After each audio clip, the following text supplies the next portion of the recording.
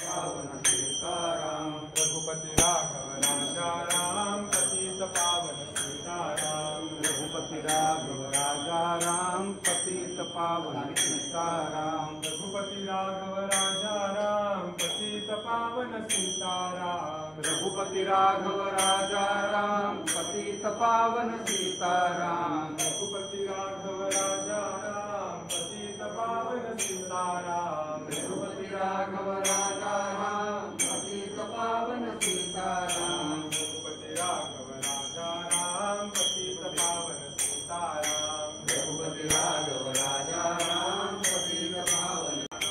रघुपति राघव राजा राम, पतित पावन सीताराम।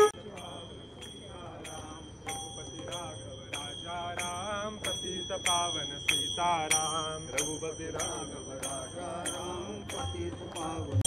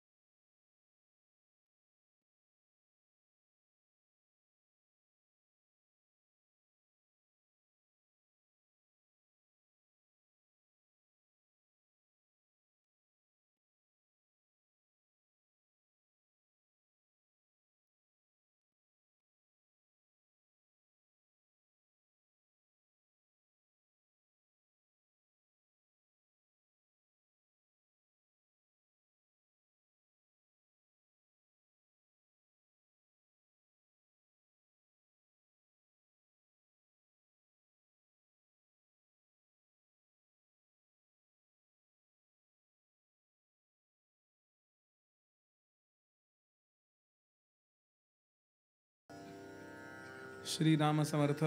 सर्वांना सप्रेम नमस्कार.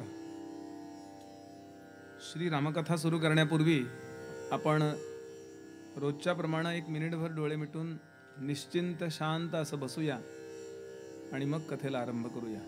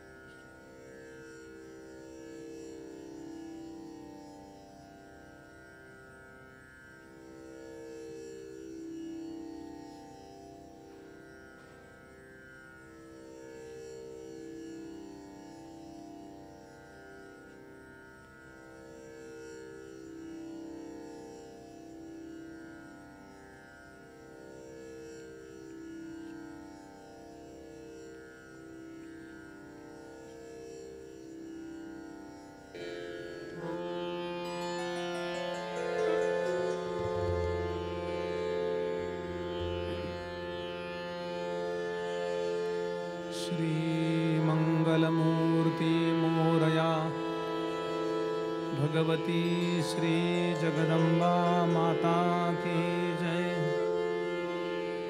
श्री सद्गुरुनाथ महाराज की जय। राजाधिराज प्रभु रामचंद्र भगवान की जय। भगवती श्री सीता माता की जय। पवन सुत हनुमान की जय। अवधूत चिंतन श्री गुरुदेव दत्त सब संतन की जय। श्री राम जय जय जय राम।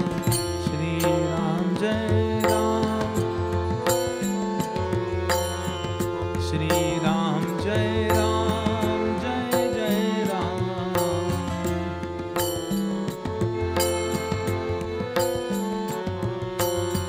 श्री राम जय जय राम।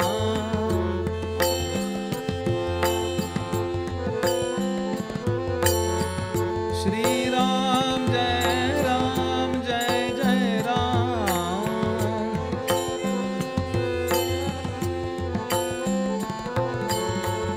श्री राम जय जय राम। बोलिए श्री राम जय राम।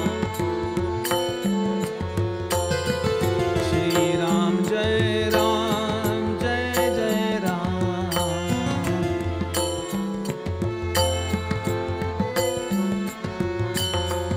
श्री राम जय जय राम।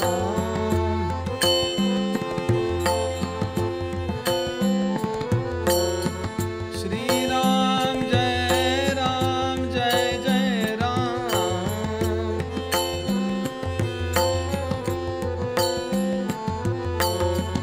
श्री राम। श्री राम जय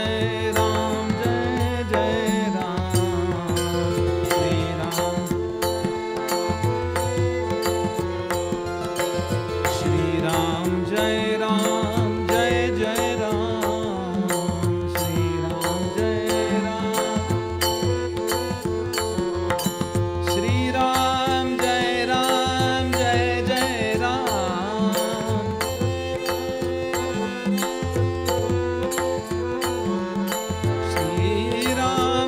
राम जय जय राम। श्री राम जय जय राम।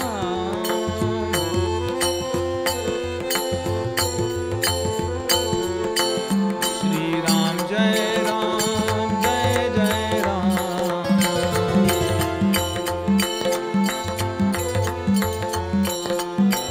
श्री राम जय जय राम।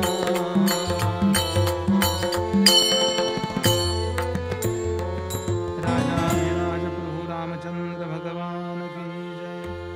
जय जय रघुवीर समर्थ गणाधीश जो ईश सर्वा गुणांचा। मुळारंभारंभ तो निर्गुणाचा। नमो शारदा मूळ चत्वारि वाचा। गमो पंथ शुकासारिखे पूर्ण वैराग्य जाचे। ज्ञान योगेश्वराचे कवी वाल्मिका। नमस्कार। यः पृथिवीभरवारणाय दिविजयी सम्प्रार्थितश्चिन्मयः। सञ्जातः पृथिवीतले रविकुले माया मनुष्यो व्ययः। निश्चक्रं हत राक्षसः पुनरगाद। ब्रह्मत्वमाद्यं स्थिरां कीर्तिं पापहरां विधाय जगतां रञ्जानकीशं भजे। विश्वोद्भवस्थितिलयादिषु हेतुमेकं मायाश्रयं विगतमायमचिन्त्य मूर्तिम्। आनन्दसान्द्रममलं निजबोधरूपं सीतापतिं विदिततत्त्वमहं नमामि। पदकमलमुखन्याससत्पीडयन्तं निष्काणैर्नाशयन्तं निखिलकलिमलन्तालिजैः कङ्कणानां। गायन्तं राम रामेत्यतिरधिरतिरभसै राघवं संस्मरन्तं।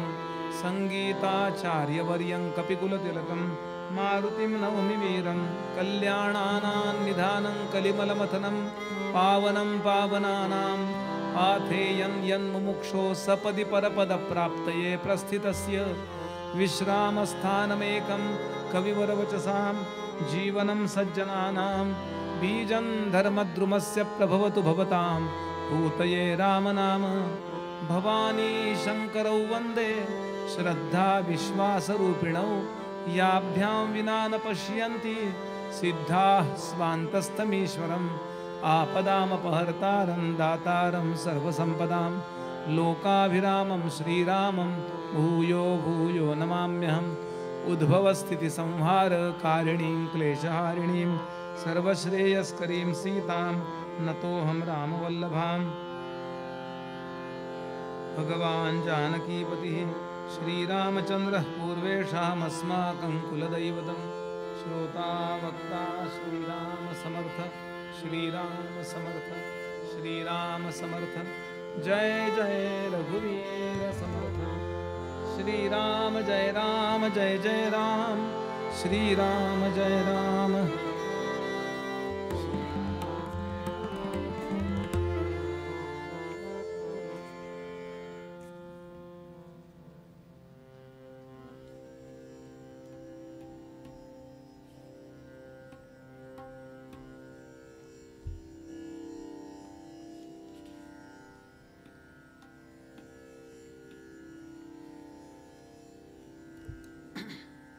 भगवान श्री दत्तात्रेयांच्या चरणाजवळ बसून जीवनाचं इहपर कल्याण करणारी श्री रामकथा आपण अत्यंत श्रद्धेने ऐकावी ही भूमिका धारण करून या ठिकाणी नित्य आणि नैमित्तिकरीतीने येणारे सर्व अधिकारी श्रोते सर्वांना मनापासून नमस्कार करतो। भगवंताची कृपा आपल्यावरती व्हावी, ती अखंड राहावी यासाठी प्रामाणिकपणे प्रयत्न करणारे जे धार्मिक सज्जन इथे बसले असतील त्यांच्या चरणांना वेगळा नमस्कार करतो। अधिकारी साधक, तत्वचिंतक, श्रेष्ठाचे कला उपासक, वैदिक, याज्ञिक, कीर्तनकार, प्रवचनकार, समाजातले अनेक मान्यवर इथे बसलेले आहेत। सर्वांबद्दल आदराचा भाव व्यक्त करतो आणि रामकथेला आरंभ करतो। आपल्या अंतःकरणामध्ये सज्जनतेचा पीळ टिकून राहावा असं ज्यांना वाटत असेल त्यांनी सातत्याने रामकथा ऐकावी। जग कसंही वागलं तरी चालेल, मी माझी सज्जनता, मी माझा चांगुलपणा, मी माझा सरळपणा कधी सोडणार नाही आणि याच गोष्टीने मी माझं कल्याण साधीन हे आपल्या अंतःकरणामध्ये बिंबावं लागतं। माहिती सगळ्यांना असतं, पण समोरचा मनुष्य बनेलपणानं वागला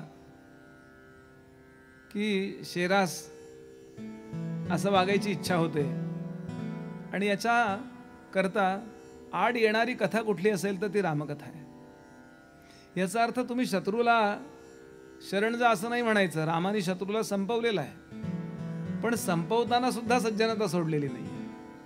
रावणाला शेवटचा विचार सांगत असताना अंगदाला पाठवलंय, शेवटचा करी विचार फिरू नये कदा। आता आम्ही सेतू बांधून इथे आलेलो आहोत, आता आम्ही युद्ध करू शकतो आहोत, तिकडून नाही म्हणत आहे मी शेवटचा विचार करी एकदा। सर्व सामर्थ्य माझ्याजवळ आहे, मी तुला संपवायला आलोय, आता तरी सोडतोयस का तू तुझा वाईटपणा? हा जो सामर्थ्य संपन्नतेचा, म्हणून रामाच्या अनेक नावापैकी एक नाव आहे समर्थ। काही करायची क्षमता आहे त्याला समर्थ म्हणतात। आपण रामदास स्वामींना समर्थ म्हणतो किंवा स्वामींना म्हणजे अक्कलकोट स्वामी महाराजांना समर्थ म्हणायची आपली पद्धत आहे, ते बरोबरच आहे, त्यांच्यात आहे सामर्थ्य। पण रामदास स्वामींनी जो जय जय रघुवीर समर्थ किंवा श्रीराम समर्थ असा जो उद्घोष केलेला आहे तो आपल्या नावाचा केला नाही आहे। काही करायचं सामर्थ्य असणारा परमात्मा जो आहे तो जय जय रघुवीर समर्थ, पण ते इतक्या वेळेला तो जय जयकार करायचं की त्यांचंच नाव आपण समर्थ करून टाकलं। असं एक भागवतकार होऊन गेले याच्यामध्ये पैठणामध्ये, आणि ते आयुष्यभर भागवत सांगायचे नाथांच्या नंतर। खूप अधिकारी होते आणि ते म्हणून प्रत्येक वेळेला म्हणायचे, म्हणून श्रोत जन हो तुम्ही परिसा भागवत परिसा ऐका। परिसा म्हणजे काळजीपूर्वक ऐका। म्हणून जन हो तुम्ही परिसा भागवत, म्हणून जन हो तुम्ही परिसा भागवत, त्यांचं नावच पडलं परिसा भागवत. तसं समर्थ समर्थ समर्थ हे रामदास स्वामी इतक्या वेळेला म्हणत राहिले, म्हणजे त्याचं नाव आहे ते. आणि म्हणून परिणाम आपल्याला हे माहिती असलं पाहिजे की समर्थ कोण आहे. रामदास स्वामी समर्थ आहेत, सगळे संत समर्थ असतात, स्वामी समर्थ आहेत, तुकाराम महाराज समर्थच आहे. पण हे नाव कुठून पडलंय, तर काहीही करायची क्षमता आहे. बाकीचे देव जे आहेत ते आपल्याला संकटातून सोडवतात, पण देवही जेव्हा संकटात सापडतात तेव्हा सगळ्या देवांना, शनी इत्यादी नवग्रहांना सुद्धा संकटातून सोडवलं. म्हणून समर्थांनी दोन संकट आपल्या समोर ठेवलीत. एक असतं साधं संकट ज्यातून आपल्याला देव सोडवतात, आणि एक असतं महासंकट ज्यांना देवांना सोडवायची वेळ येते. म्हणून समर्थांनी मनाच्या श्लोकात म्हटलंय, महासंकटी, साध्या संकटी नव्हे, महासंकटी सोडिले देव जेणे, प्रतापे बळे आगळा सर्व गुणे, जयाची लीला वर्णिती लोक तिन्ही, नुपेक्षी कदा राम दासाभिमानी. जय जय. आणि अत्यंत सादरतेने ही रामकथा पुन्हा पुन्हा ऐकावी, अनेकांकडून ऐकावी, अनेक वेळा ऐकावी. सांगायला आरंभ होतो. एकाच मुहूर्तावरती स्वयंवर झाले सीतेचे, स्वयंवर झाले उर्मिलेचे, स्वयंवर झाले मांडवीचे, स्वयंवर झाले श्रुतिकीर्तीचे. चौघींचं लग्न एकाच वेळेला. आमचे बुवा, माझे गुरुजी गमतीनं सांगायचे, पूर्वी म्हणाले एकाच्या पराक्रमानं घरातले सगळ्यांची लग्न ठरायची. आताच बोलत नाही म्हणले मी. काय विलक्षण पराक्रम आहे. आणि यानंतर काही दिवस मुक्काम आहे. लगेचच्या लगेच सकाळी धामधूम, दुपारी टामटूम आणि संध्याकाळी अशी माणसं वेळ नसलेली नव्हती. अहो, ज्या महत्वाच्या क्वालिटी टाइम म्हणतात, वेळ दिला पाहिजे त्याला वेळ दिलाच पाहिजे.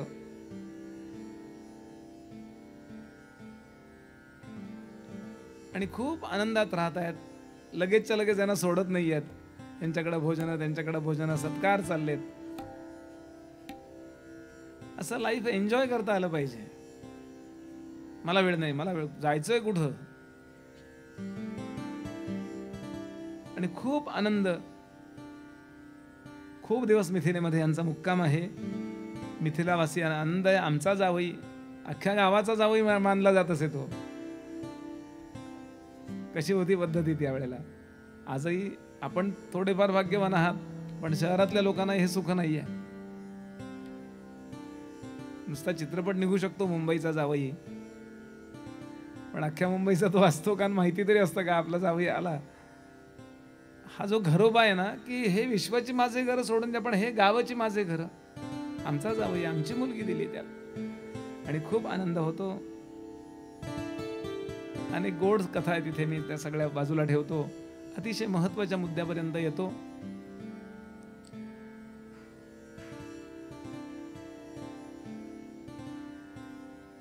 शिरध्वज जनकांच्या पत्नीचं नाव आहे सुनयना, सीतेची आई. सीतेची आई सीतेला आणि उरलेल्या तिन्ही मुलींना आपल्या समोर बसवते. आणि आता जेव्हा सासूरवाडीला जायचं त्यावेळेला त्यांना काही समजावून सांगते. ही कथा शिवमहापुराणात फार छान येते. पार्वती देवीना मेना आणि मेनेची एक मैत्रीण, विप्र स्त्री म्हणजे तिची मैत्रीण आहे, ती समजावून सांगते. अतिशय छान उपदेश आहे. त्या उपदेशाची 4 वाक्य ऐका. आज आवश्यक आहे, ती पूर्वीपेक्षा जास्त आवश्यक आहे. पहिला उपदेश आईचा मुलीला, बाळा, तू केवळ त्या मुलाची पत्नी म्हणून चालली नाही आहेस, तर घराची सून म्हणूनही चालली आहेस.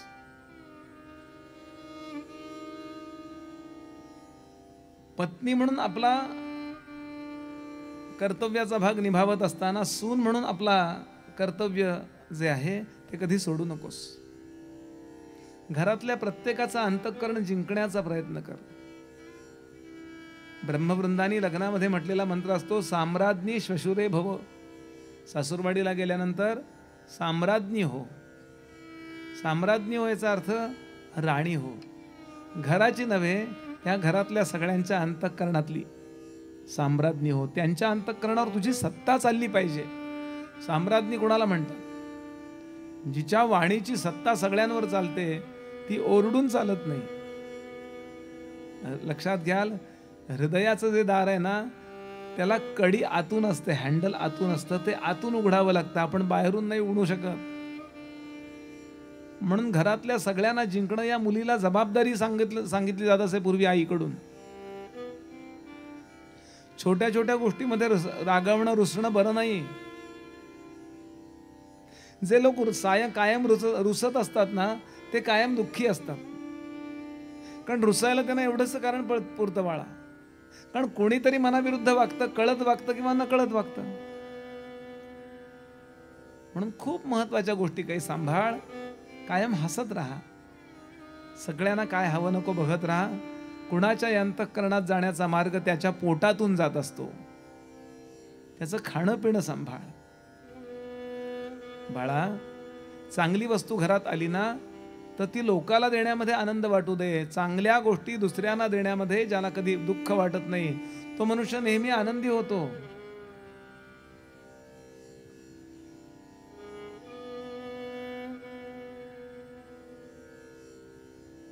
सीतेला यातल्या एकाही उपदेशाची गरज नाही आहे, पण तरी प्रोटोकॉल म्हणून हे सांगितलं जात आहे.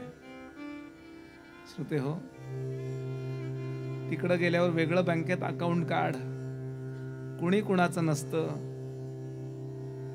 असा स्वार्थी उपदेश सगळ्याच आया करत असतील. पण ज्या जाणकार आया असतात त्या मुलीला जबाबदारीची जाणीव देतात, न की सत्तेची. आजच्या शिक्षणाने आपल्याला फक्त सत्तेकरता संघर्ष करायला शिकवलं. कर्तव्याकरता संघर्ष करायला कोण शिकवणार सांगा? माझ्या कर्तव्यात मी चुकणार नाही. लगेच आपण म्हणतो तो कसा वागतो, तो तसा वागला तरी मी चुकणार नाही, असं का नाही आपण स्टँड घेऊ शकत? कारण शिक्षणातून आपल्याला कर्तव्याची जी भूमिका समजावून सांगायची असते ती गेली. समाज तरच सुखी होईल. लक्षात घ्याल, एक काही वाईट वागली, मग रामाने वाईट वागलं, मग सगळे वाईट, काय झालं असतं सांगा? जे आता झालं मुंबईत तेच झालं असतं की नाही? स्पर्धाच करायची आहे ना आपल्या घरात, तर चांगलं वागण्याची स्पर्धा करूया ना.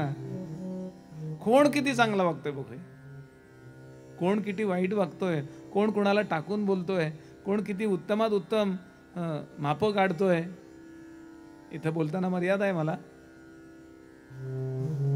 ही काय स्पर्धा आहे का? समर्थांची फार छान ओवी आहे, कसा संसार करावा. हा सार्वत्रिक उपदेश आहे, फक्त सीतेला असा विचार नका करू. उत्तम पदार्थ दुसऱ्यास द्यावा, समर्थ म्हणाले. उत्तम पदार्थ दुसऱ्यास द्यावा, शब्द निवडून बोलावा. असे 50 चांगले शब्द घ्यावेत आणि त्यातला निवडून शब्द, निवडूनच बोलतात पण वेगळ्या अर्थाने निवडून बोलतात लोक. शब्द निवडून बोलावा. समर्थ म्हणाले, सावधपणे करीत जावा संसार आपुला. इथून 10 वर्षानंतर काय असेल, इथून 20 वर्षानंतर काय असेल, याचं कारण शब्दानं केलेली जखम जी आहे ना, ती कायम शिल्लक राहते. 50 वर्षापूर्वी आपण रागाच्या भरात जरी बोललो असलो तरी ते लक्षात राहतं त्याच्या.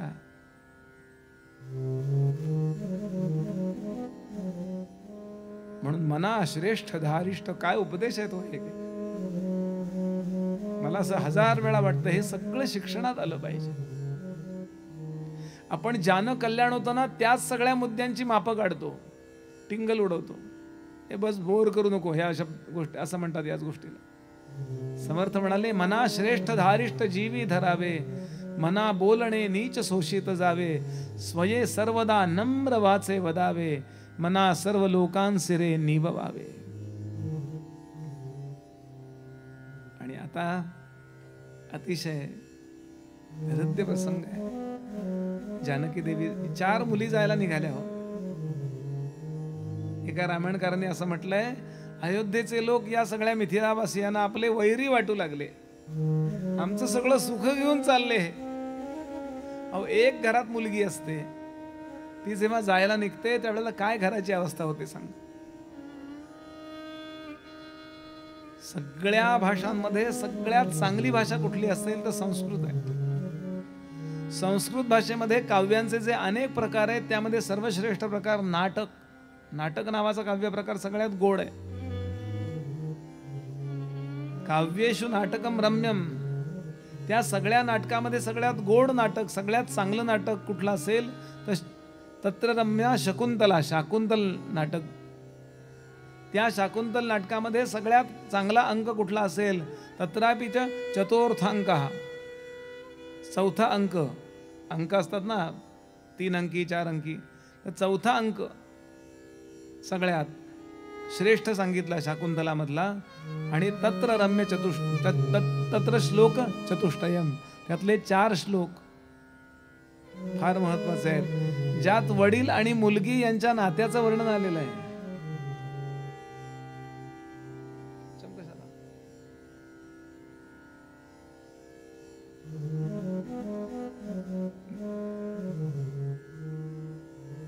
पंचमनी सगळंच बदललं. फार अप्रतिम श्लोक आहे तो. कालिदास सांगतो, याद्यद्य शकुंतलेति हृदयं संस्पृष्टमुत्कंठया कंठस्तंभित बाष्पवृत्ति कलुषः चिंता जडं दर्शनम् वैक्लव्यं मम यावदीदृशमहो स्नेहादरण्यौकसः पीड्यन्ते गृहिणः कथंतु तनया विश्लेष दुःखैर्नवै. कण्वांच्या मुखातला श्लोक आहे. शाकुंतल पाहिला असेल आपण. कण्वांची सख्खी मुलगी नव्हे, तिला मानलेली मुलगी आहे, मानसकन्या. पण ती ज्या दिवशी दुष्यंताकडे जायला निघाली, आज जाणार आहे ती. त्या वनातले ऋषीमुनी तिला दुष्यंताकडे सोडायला जाणार आहेत, तिच्या पतीकडे. त्यावेळेला पहाटे उठल्यापासून कण्वांच्या नेत्रांना अश्रूंच्या धारा लागल्या. आचमन करतात संध्येचं, पण डोळ्यातनच पाणी वाहत आहे. याद्यद्य शकुंतले हृदयं संस्पृष्टमुत्कंठया. ती शकुंतला बागडणारी एवढीशी छोटीशी मुलगी आता लग्नाला योग्य झाली आहे. कण्व सांगतात, माझी ही मानलेली मुलगी असून सुद्धा ही जेव्हा सासरी जायला निघाली तेव्हा माझ्या डोळ्यातनं पाण्याला खळ नाही, अखंड पाणी वाहत आहे. जे प्रापंचिक त्यांच्या शरीरातून मुलीला जन्म देतात, त्यांची औरस कन्या जेव्हा सासरवाडीला जायला निघते त्यांना काय दुःख होत असेल. भारतीय संस्कृतीची मुलगी सासरवाडीला जाते या प्रसंगाकडे पाहण्याची दृष्टी एकदा लक्षात घ्या.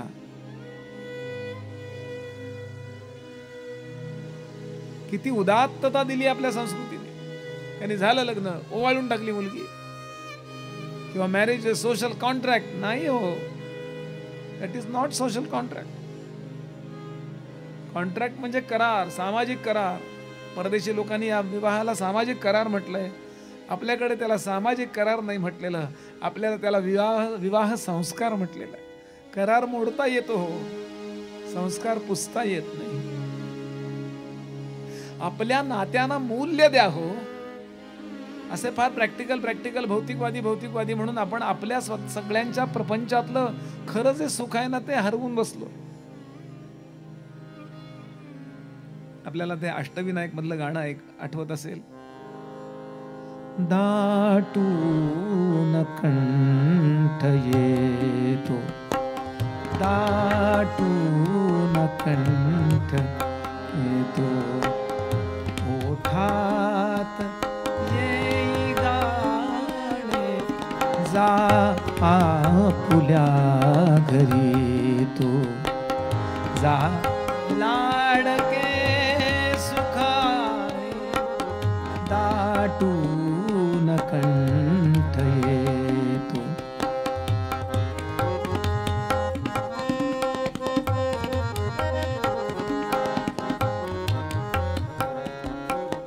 सगळ्या आठवणी त्यावेळेला येतात. बोलात गोबडी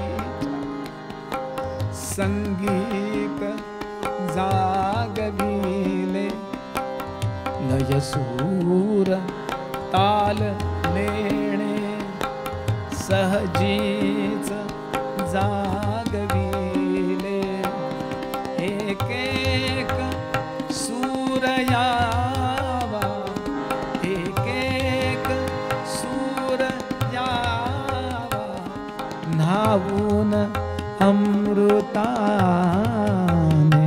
परक्या परी आता.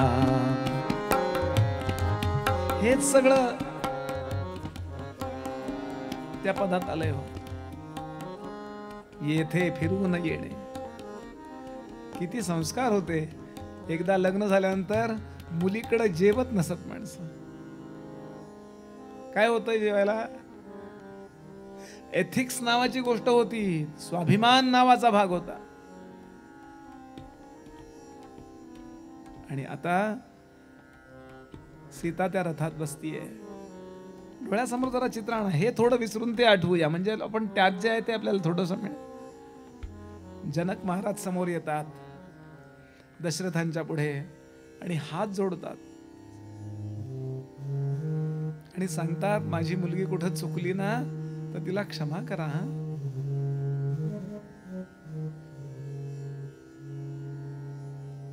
इगो नव्हता हो तेव्हा. इगोचे प्रॉब्लेम नंतर यायला लागले. हात जोडतात. काही कमीपणा नाही हात जोडण्यात. पण आमची बाजू मुलीची म्हणून आम्ही हात जोडले, मग बसा भांडत. काय बिघडलं? आपण हात जोडले ना की त्यांनाही हात जोडावेसे वाटणार आहे. ये यथामाम प्रपद्यन्ते तांस तथैव. फक्त भक्तीमध्ये नाही, इथेही आहे. आणि मोठी माणसं हात जोडायला मागं पुढं बघत नाहीत. खोटा जो इगो आहे ना तो आपल्याला कुठेतरी खड्ड्यात घेऊन जाणार असतो. इतके मोठे जनक महाराज विदेही आहेत, साक्षात्कारी आहेत. एक पाय अग्नीत आणि एक पाय बर्फात ठेवला तरी दोन्हीची नोंद न घेणारे आहेत. हात जोडतात आणि माझ्या चारी मुलींना सांभाळा बरं. इतके मोठे जनक महाराज. दशरथ काय म्हणले असतील? दशरथ त्यांचे हात हातात धरतात आणि सांगतात, असं म्हणू नका जनक महाराज, आजपासून त्या तुमच्या मुली नाही आहेत, आजपासून त्या माझ्या मुली आहेत. आणि आपल्याला माहिती आहे दशरथ महाराजांना सगळ्यात वाईट काय वाटलंय? जेव्हा रामराय वनात निघालेत ना, ते राम वनात गेल्याचं वाईट वाटलं, पण सगळ्यात जास्त त्यांना वाईट वाटलं सीता वनात निघाली. नाही सांभाळू शकलो मी माझ्या सुनेला. अरे दुसऱ्या घरातली ही कोवळी कळी माझ्या घरात आली, तिला फुलवायचं का तिला कोमय जावेच? प्राण गेलेत त्यांचे हो या प्रकरणात. काय प्रेम केलं असेल सुनेवर आणि मुलावर. माझी स्नुषा, माझी सून अशा पद्धतीनं मला हिचा सासरा म्हणून घ्यायची योग्यता नाही. मी काय जनक महाराजांना वचन दिलंय. काय गोड प्रसंग आहेत होय हे. खरं सांगू का, आज समाज याच्यापासून दूर केलाय म्हणून तो दुःखी आहे. त्याचं घर लहान आहे, त्याच्या घराला रंग नाहीये, त्याच्या घरात गाडी नाहीये, फ्रीज नाही म्हणून तो दुःखी नाहीये. बाहेरचं जाऊ द्या, घरातली माणसं चांगली एकमेकांशी वागत नाहीत. शुद्ध प्रेम आपण घरात नाही करणार तर कुणावर करणार बोला? सून आपल्या सासू सासऱ्यांवर नाही प्रेम करणार तर कुणावर प्रेम करणार? ते सासू सासरे आपल्या मुलीवर जसं प्रेम करतात तसं सुनेवर नाही करणार तर कुणावर प्रेम करणार? हे कळत नाही, मुद्दा नाहीये. हे जागवलं गेलं पाहिजे आणि कथा ते जागवण्याचं काम करतात.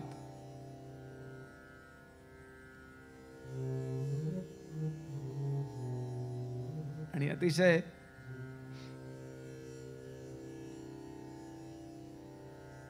भावुकतेने ही सगळी मंडळी जायला निघतात. किती त्यांना सारमेय दिलेत. सारमेय म्हणजे किती जातीची कुत्री. खजिना प्रत्येक सासऱ्याला आपला जावई श्रेष्ठच असतो. त्यात रामांसारखा जावई एक नव्हे चौघ जागतिक ख्यातीचे. काय देऊन काय नको झालं सासऱ्याला. काय देऊ आणि काय नको यांना. किती प्रकारचा खजिना दिलाय, किती प्रकारचे उत्तम घोडे, अश्व, अनेक प्रकारची कुत्री, सारमेय दिलेत, हजारो. कारण सेनेमध्ये अनेक जण लागतात, त्यात कुत्री पण लागतात, त्यात हत्ती लागतात, त्यात घोडे आवश्यक आहेत. आणि हे सगळं दिलंय. आणि आता असे अनेक रथ भरून निघाले. वेशीपर्यंत सोडायला आली ती मंडळी. आणि आता रथ पुढे निघाला. नेमके दशरथ महाराजांनी वसिष्ठांना आपल्या रथात घेतलंय. कुणीतरी कुठल्या तरी ऍडजस्ट होतात ना, म्हणजे ऍडजस्ट हा शब्द त्यांच्याकरता नाही आहे, आपल्याकरता आहे. कारण कुठला दरिद्रीपणाच नव्हता, प्रत्येकाला एक रथ सुद्धा परवडला असता. आणि एकदम दशरथ महाराजांच्या लक्षात आलं की काहीतरी मला शकुनशास्त्र नावाचं शास्त्र आहे. अतिशय पवित्र देहामध्ये जे लोक असे पवित्र असतात ना, त्यांना लगेच परमेश्वराच्या व्यवस्थेप्रमाणे काहीतरी सिग्नल्स यायला लागतात त्या देहामध्ये. डावा डोळा लावायला लागतो किंवा उजवा डोळा लावायला लागतो. स्त्रियांचा उजवा डोळा किंवा उजवा अंग स्फुरण पावणं हे वाईट आहे आणि वामांग स्फुरण पावणं चांगलं आहे. पुरुषाचं बरोबर विरुद्ध आहे. त्याचं डावं अंग स्फुरण पावायला लागलं, डावी भुवई अशी लावायला लागली, डावा हात असा व्हायला लागला, तर काहीतरी हे सिग्नल्स आहेत काही. त्यांनी लगेच दशरथ महाराजांनी विचारलं, महाराज असं का होत आहे? माझी डावी भुवई लावतीये, थोड्या वेळानं उजवी पण भुवई लावतीये, डावा अंग लावतंय, असं असं असं वायूच्यामुळं होतं म्हणतो ना आपण. म्हणजे वायूमुळे तरी काय होतं? ते वायू असंच का करतो, तसंच का करत नाही? काहीतरी सिग्नल्स असतात हे. एकदा डावा अंग लावतंय, एकदा उजवा अंग लावतंय, परत डावा अंग, परत उजवा अंग. वसिष्ठांनी क्षणभर डोळे मिटले, सांगितलं, राजा महाभयंकर संकट तुझ्यावर आणि तुझ्या रामावर येणार आहे, मग म्हणून डावा अंग लावतंय. पण ते संकट लगेच निघून जाणार आहे आणि अत्यंत आनंद होणार आहे तुला, म्हणून उजवा अंग लावतंय. असे गप्पा चालल्यात, एवढ्यात वादळ यावं असं भयंकर काहीतरी समोरून असं समोरून एक जण उभा राहिला. घोडे भितरले, भस्म विलेपित काया, अंगाला भस्म लावलेला आहे. भस्म विलेपित काया, त्रिपुंड्र भाळी श्री जटाभार, रुद्राक्षमाळ कंठी, रुद्राक्षमाळ कंठी, स्कंधी धनु परशु पातला वीर. राम राम राम सीतापते राम राम राम राम रघुत्तमा राम राम राम राम हरे हरे राम राम राम राम सीतापते. हे होते मुनी परशुराम, हातात धनुष्य, लाल भुंद डोळे झालेले, एक भ्रुकुटी अशी वक्र झालेली आहे. थांबा! अहो घोडे पण घाबरले. अहो 21 वेळा दौरे काढून अख्खी पृथ्वी निक्षत्रिय करणारे ते काय शुक्रतारा मंदवारा नव्हे. अग्रतश्चतुरो वेदाः पृष्ठतः सशरंधनो इदं ब्राह्मम इदं क्षात्रम शापादपि शरादपि. शाप देऊ का बाण सोडू सांगा? या टिपेलाच आवाज काय. सगळे घाबरतात, सगळेजण घाबरतात, क्षत्रिय पण सगळेच. भयंकर असा तो प्रसंग आहे. दशरथ महाराज पुढे आले, नमस्कार केला, पायावरती पाणी घातलं. कोणीतरी सांगितलं पायावर पाणी घाला, लोक धावले. पायावर पाणी घालण्यात वेळ घालू नको. राम कुठे आहे? मंगले सांग शिवचाप कोणी, मंगले सांग शिवचाप कोणी, मंगले सांग शिवचाप कोणी. माझ्या गुरुचं शंकरांचं धनुष्य कोणी मोडलं? मला तिकडे कळलंय ते, म्हणून मी आलोय. अपमान कसा करू शकता तुम्ही माझ्या देवाचा? मंगले सांग शिवचाप कोणी, अधम पाप्यास त्या दंडितो क्षणी, अधम पाप्यास त्या दंडितो क्षणी. मंगले सांग शिवचाप कोणी, मंगले सांग शिवचाप कोणी. श्री गुरुचे असे पूजन भूतली, श्री गुरुचे असे पूजन भूतली.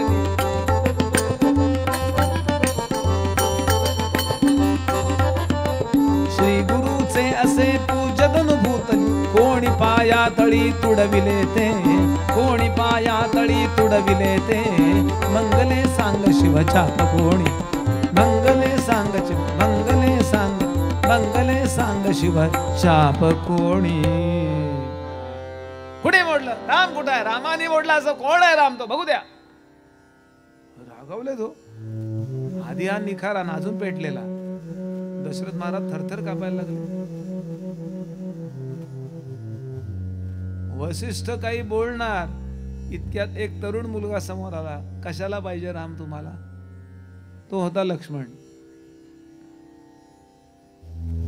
रामाचा अशा पद्धतीने उच्चार केलेला चालेल त्याला? राम कुठं आहे रे? काही आदर बिदर? वाटेल तसं बोलू शकता.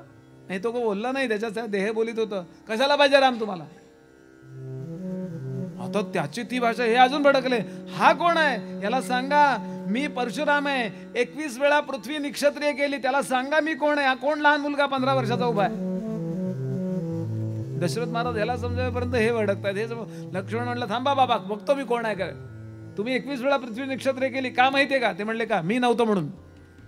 बापरे. लक्ष्मणाचे त्याचा शीलच ते आहे. आणि इतक्यात रामराय चालत काय 10 रथ मागे असतील, 5 रथ मागे असतील, असे चालत येतात. काय कशा करता? ट्रॅफिक जाम झालं म्हणून जातो ना आपण पुढं. आणि आपल्या नावाचा उच्चार होता म्हणलं तर अत्यंत नम्रतेनं शांतपणानं चालत आले आणि अतिशय नम्रतेनं नमस्कार केला. महाराज, आपला पराक्रम मी जाणतो. दशरथ पुत्र राम, कौसल्यानंदन राम आपल्याला नमस्कार करतो. आता इतकं गोड आहे होते रूप. दोघेही लक्ष्मण काय राम काय, तरुणौ रूप संपन्नौ सुकुमारौ महाबलौ पुंडरीक विशालाक्ष. पुंडरीक म्हणजे कमळ. कमळासारखे त्याचे नेत्र आहेत. नमस्कार करतो. असं त्यांनी पाहिलं त्याच्याकडे. इतका नाजूक राम आणि ह्यानं धनुष्य मोडलं शक्यच नाही. परशुरामानं काय वाटलं, खरा राम यांनी लपवून ठेवलाय ना, हा तोतया राम जेलमध्ये जाण्याकरता तोतया कोणीतरी माणूस उभा करतात ना. तू राम असू शकत नाहीस. ठीक आहे ठीक आहे, नमस्कार केला, ठीक आहे. महाराज, मीच राम. धनुष्य मोडलं नाही, ते जुनं झालं होतं. तसा प्रण होता जनक महाराजांचा. ते धनुष्य वाकवा, त्याला प्रत्यंचा चढवा. आणि मुनी विश्वामित्रांनी मला आज्ञा केली म्हणून मी उठलो. आणि म्हणून मी ते जुनं झालं होतं म्हणून मोडलं. नाही पण तू ते यांची चिडचिडच चालू आहे. तुलसीदासांना हा प्रसंग रंगवता येत नाही. कंटे म्हणतात दोघेही मला उपास्य आहेत, दोघेही मला पूज्य आहेत. मग त्याने एका ओवीत भागवलंय. ते काय म्हणाले? उदित उदयगिरी मंच पर रघुबीर बाल पतंगा. एक माध्यान्नाचा दुपारी 12 ते 1 दरम्यानचा सूर्य आहे उन्हाळ्यातला, आणि दुसरा उगवणार आहे. दोघेही सूर्यच आहेत. त्यातला कुठला आपल्याला आवडतो? दुपारी 12 ते 1चा असं करतो की असं होतं की नाही आपलं? एवढ्यातच भागवलं त्यांनी तुलसीदास. काही काही गोष्टी तुलसीदास बोलू शकत नाही. तर सीता काहीतरी बोलली लक्ष्मणाला टाकून, ते बोलू शकत नाहीत. फार भावुकतेने रामायण लिहिले त्यांनी. ते म्हणतात अति कटू वचन बोलितः सीता. अतिशय कटू बोलली, एवढंच. तुलसीदासांच्या भूमिकेत शिरावं लागेल, मग आपल्याला त्यांचा थोडासा अंदाज येऊ शकेल. वाल्मिकी मात्र सायन्सचे टीचर आहेत. ते असं म्हणजे ते डिसेक्शन करतात म्हणजे करतात. आणि मग मात्र रामरायांनी किंचित समजुतीच्या स्वरामध्ये सांगितलं, न शोभे असा क्रोध विप्रोत्तमाला. महाराज, ब्राह्मणाला एवढा क्रोध शोभत नाही असं मी ऐकलं होतं. तुम्हाला शोभत नाही नव्हे. न शोभे असा क्रोध विप्रोत्तमाला, रणी दागिना हा आम्हा क्षत्रियाला. महाराज शांती वरा अल्प काही, अति अति क्रोधा खेदकारीच होई. एवढं एक वाक्य बोलल्याबरोबर एकदम थर्मामीटरचा ताप योग्य गोळी मिळाल्यावर एकदम खरकन खाली यावा. रघुबर वचनाने शांत क्रोधाग्नी झाला.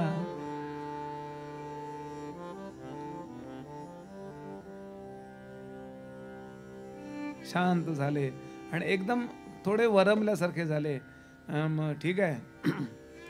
ते भगवान शंकरांचं त्रिपुरासुराच्या युद्धातलं जे कार्मुक होतं ते देवराताला दिलं होतं, जनकांच्या पूर्वजाला. ते जीर्ण शीर्ण झालं होतं. पण तू राम आहेस का नाही याची मी एकदा परीक्षा घेणार आहे. ते जुनच झालं होतं.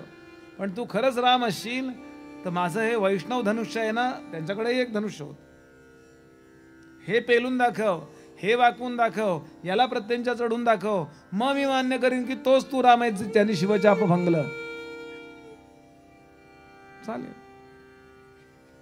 आणि यांनी ते धनुष्य द्यायला असं पुढं काढलं. मात्र रामाने नुसतं असं केलं आणि ते धनुष्य स्वतःहून, जसं किती तुम्ही 2 चक्रा मारा 4 चक्रा मारा, घरी आल्यावर लेकरू असतं ते आपल्या आईकडे झेप घेतं की नाही. कारण हे थोड्या वेळापुरती आहे, कायमची आपली आई आहे. तसं त्या धनुष्यानं रामांकडे झेप घेतली, कारण ते त्यांचंच होतं, विष्णूंनी परशुरामांना दिलेलं होतं. हातामध्ये धनुष्य घेतलं, वाकवलं, प्रत्यंचा चढवली, पाठीच्या बाणांचा भाता होता त्यातला बाण काढला, तो बाण त्या प्रत्यंचेला जोडला, ती प्रत्यंचा आकर्ण खेचली आणि परशुरामांकडे असं टोक केलं आणि सांगितलं, सांगा गुरुजी, तुमचे जसे बरेच नियम आहेत तसा माझाही नियम आहे. एकदा प्रत्यंचेवर चढवलेला बाण जो आहे तो मी लक्षभेद केल्याशिवाय पुन्हा माझ्या अक्षय भातेत येऊ देत नाही. पण ब्राह्मण मला अवध्य आहे, निरपराध ब्राह्मण मला अवध्य आहेत. मला सांगा मी काय तुमचं नुकसान करू? आता तुम्ही तपश्चर्येनं मिळवलेले जे लोक आहेत ते नाहीसे करू का तुमची गमनशक्ती नाहीशी करू? बोला. कारण माझ्याही बाणानं सवय आहे की एकदा प्रत्यंचेला जोडला की तो काम केल्याशिवाय परत येत नाही. वय वर्ष 15, पुन्हा पुन्हा बोलतो मी, हे ऐकलं पाहिजे की नाही मुलांनी. आमचा पण नियम आहे, म्हणले सगळ्या इडल्या घेतल्यात त्या संपल्याशिवाय आम्ही नाही पदे उठत.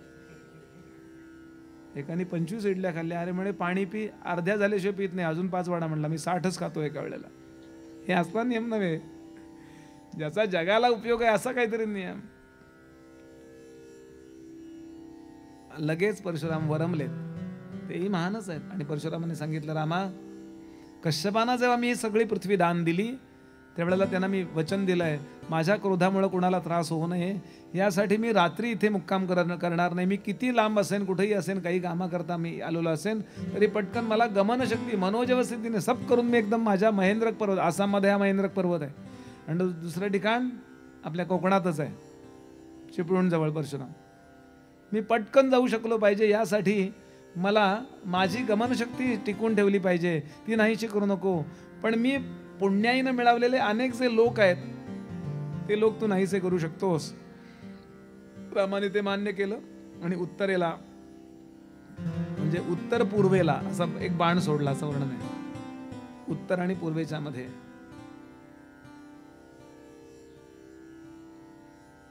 नॉर्थ ईस्ट म्हणता ना तुम्ही, नॉर्थ ईस्टला तो बाण सोडून दिला आणि तो आकाशामध्ये गेल्यावर परशुरामांचं तेज किंचित कमी झालं.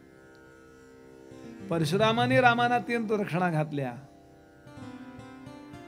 अर्थात रामाने परशुरामांना नमस्कार केला आणि परशुराम ज्या वेगानं आले त्याच्या दसपट वेगानं निघून गेले. काय वाटलं असेल दशरथ महाराजांना, विचार करा. सद्गुण असे मिळवायचे असतात. छोट्या अर्ध्या आळकुंडानं कधी पिवळं होऊ नये. कितीही सद्गुण मिळाले तरी अजून मी सद्गुण मिळवेन, अजून सद्गुण मिळवेन. या सद्गुणांची आता यादीच येणार आहे. आणि आता सगळेजण अयोध्येत येऊन पोहोचतात. काही लोकांनी सांगितलंय त्या लग्नातूनच विश्वामित्र हिमालयात तपश्चर्याला निघून गेले. काही लोकांनी सांगितलंय विश्वामित्र रामरायांना अयोध्येत पोहोचवायला आले आणि मग निघून गेले, केव्हा तरी गेलेत. पण त्यावेळचा प्रसंग फार अतिशय हृदयंगम ज्याला म्हणतात तसा प्रसंग.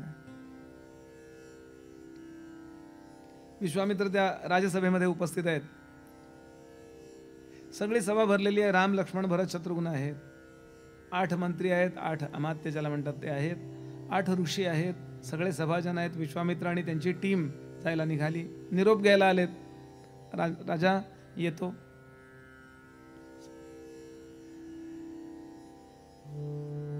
दोन महिन्यापूर्वी मी तुझ्याकडे आलो. थोडं आग्रहानं रामाला मागितलं. तू नाही म्हणलास तेव्हा रागावलो मी तुझ्यावर. तुझ्या हृदयाला वेदना दिल्या, तुझ्या चित्ताला वाईट वाटेल असा मी वागलो. पण यात माझा अर्थातच स्वार्थ नव्हता हे तुझ्या लक्षात आलं असेल. मला आता आज्ञा दे. तुला जे अंतःकरण दुखावलं गेलं असेल माझ्या बोलण्याने, त्याबद्दल मला क्षमा कर. विश्वामित्र म्हणतात. राजा सिंहासनावरून उठतो आणि चरणावर कोसळतो. का? विश्वामित्रांच्या बरोबर निघालेले राम आणि आत्ता परत आलेले राम, या दोघांचा एकदा पर्सनॅलिटीमध्ये काय फरक झाला याचा विचार करा. जेव्हा निघाले होते राम त्यावेळेला त्यांच्याकडे 54 दिव्यास्त्र होती. 1000 पेक्षा जास्त अणुबॉम्ब्स होते. कौमुदकी सारख्या गदा होत्या. काय काय दिलंय हो. पहिल्यांदा चालायला लावलं, अनवाणी चालायला लावलं, वल्कल नेसायला लावली, त्राटिकेला मारून जीवनाला एक दृष्टी दिली की माझ्या जीवनाचं ध्येय काय, what is the mission of my life. अनेक मुलांना माहीतच नसतं माझ्या जीवनाचं ध्येय काय. ध्येय दिलं. यज्ञाचं रक्षण करायला दिलं की सज्जनता कशाला म्हणतात, याला गायीचं रक्षण, ब्राह्मणांचं रक्षण, सज्जनांचं रक्षण, गोरगरिबांचं रक्षण, याकरता माझं जीवन समर्पित असलं पाहिजे. अहिल्याचा उद्धार करायला लावून चित्तातल्या कारुण्याची परीक्षा घेतली. प्रत्येक वेळेला न्याय न्याय न्याय नका करत बसो, एखाद वेळेस माफही करायला शिका. म्हणून ती परीक्षा घेतली. यानंतर योग्य त्या वेळेला ते धनुष्य उचलायला प्रेरित केलं.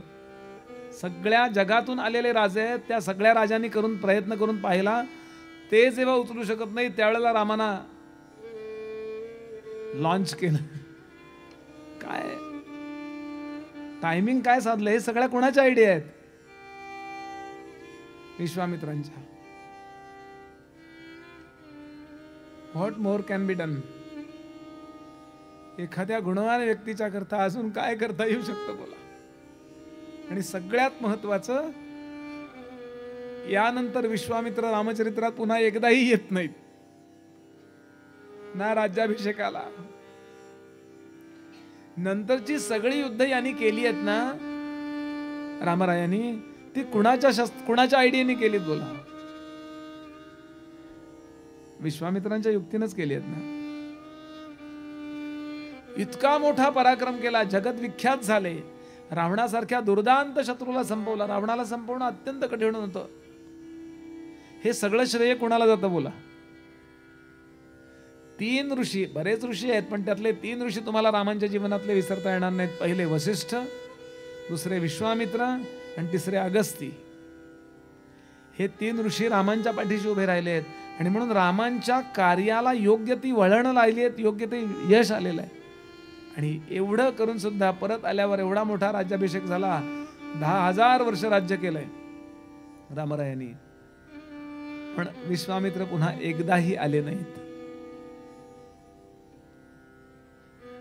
मला तपश्चर्याला जायचंय आता रामा. दशरथा येतो मी. गुरुदक्षिणा. हसले. जे विचार दिलेत तसा वागून दाखव, हीच माझी दक्षिणा.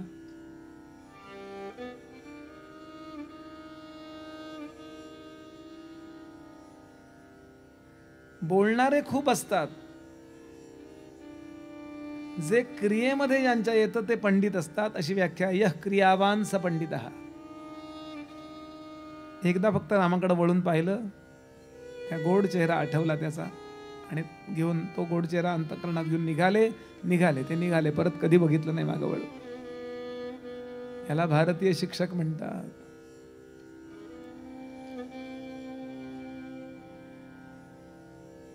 आपल्या या प्रसंगात मी नेहमीच आपल्या गुरुजनांचं स्मरण करा अशी विनंती करतो सगळ्यांना. आपल्याला पण कोणीतरी काहीतरी शिकवलेलं आहे ना लहानपणापासून. म्हणून त्या सगळ्या लोकांचं स्मरण करूया नुसतं. मी पद म्हणत नाही आता, पण भजन म्हणतो. म्हणू सिनेमातला कुठल्या तरी पद मला ते खूप आवडलं म्हणून मी ते इथे कंपोज केलं, म्हणजे तिथे ठेवलं. की एखादा कुंभार असतो ना, तसा गुरुजी असतो. कुंभार माठ चेक करायला, डेरा तो चेक करायला, तपासायला जोरात त्याच्यावर थापटणं मारतो बघा, फोडायचा प्रयत्न करतो, आणि आतनं मात्र हात धरलेला असतो. कुंभारा सारिखा गुरु नाही रे जगात, कुंभारा सारिखा गुरु नाही रे जगात. वरी घालितो धपाटा, वरी घालितो धपाटा, वरी घालितो धपाटा. आत आधाराचा हात, कुंभारा सारिखा गुरु नाही रे जगात.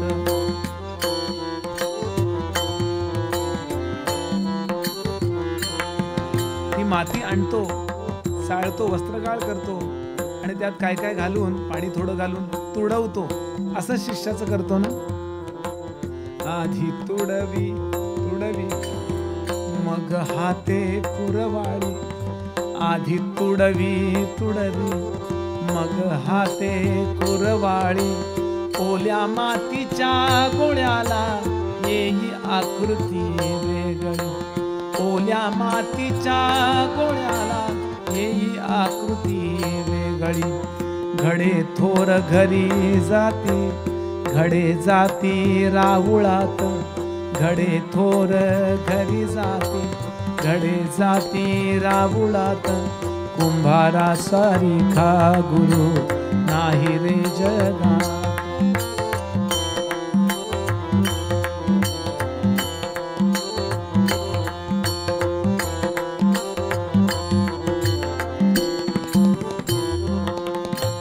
कुणी जाऊन बैसतो गाव गौरीच्या मस्तकी, कुणी मद्यपात्र होतो राव रंगांच्या हस्तकी, कुणी मद्यपात्र होतो राव राजांच्या हस्तकी. आव्यातील आग पुन्हा नाही कुणा आठवत, आव्यातील आग पुन्हा नाही कुणा आठवत. कुंभारा सारिखा गुरु नाही रे जगात.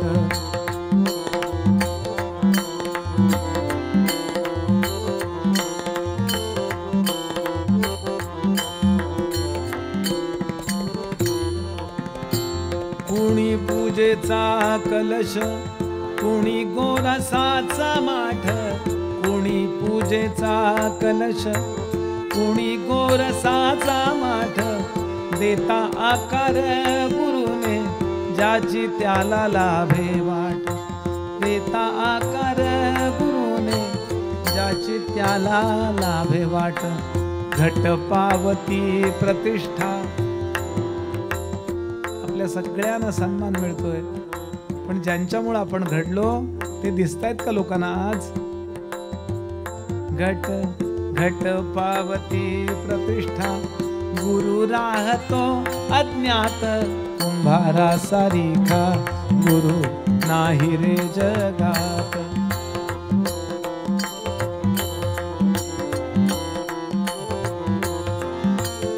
वरी घालितो धपाटा, आत आधाराचा हात, आत आधाराचा हात. कुंभारा सारिखा गुरु नाही रे जगात. कुंभारा सारिखा गुरु, कुंभारा सारिखा गुरु, कुंभारा सारिखा.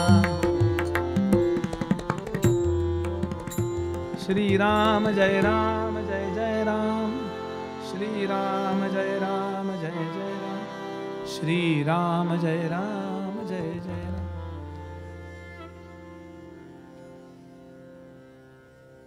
इथे बालकांड समाप्त होतं.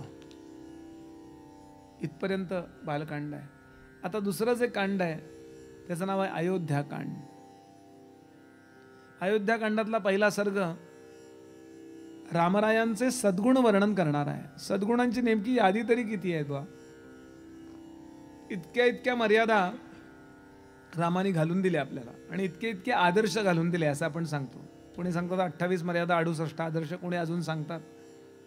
मी यादीच केली ते अध्याय काढून बसलो आणि थोडंसं म्हणजे थोडं बोरिंग होणार आहे, कंटाळा येणार आहे, कारण बरा तो तपशील आहे ना, गोष्ट नाही आहे ती. रामरायांबद्दल लोक काय बोलतात अयोध्येतले हे त्यांनी सांगितले. सगळे लोक बोलताना कसे बोलतात त्यांनी सांगितलं. गावागावातले लोक एकत्र भेटले. आज सुद्धा नाही का आपण आपल्या राज्यकर्त्यांबद्दल बोलतो की नाही. एकाने मला सकाळी मेसेजच पाठवला, अमृताहुनी गोड नाम तुझे देवा.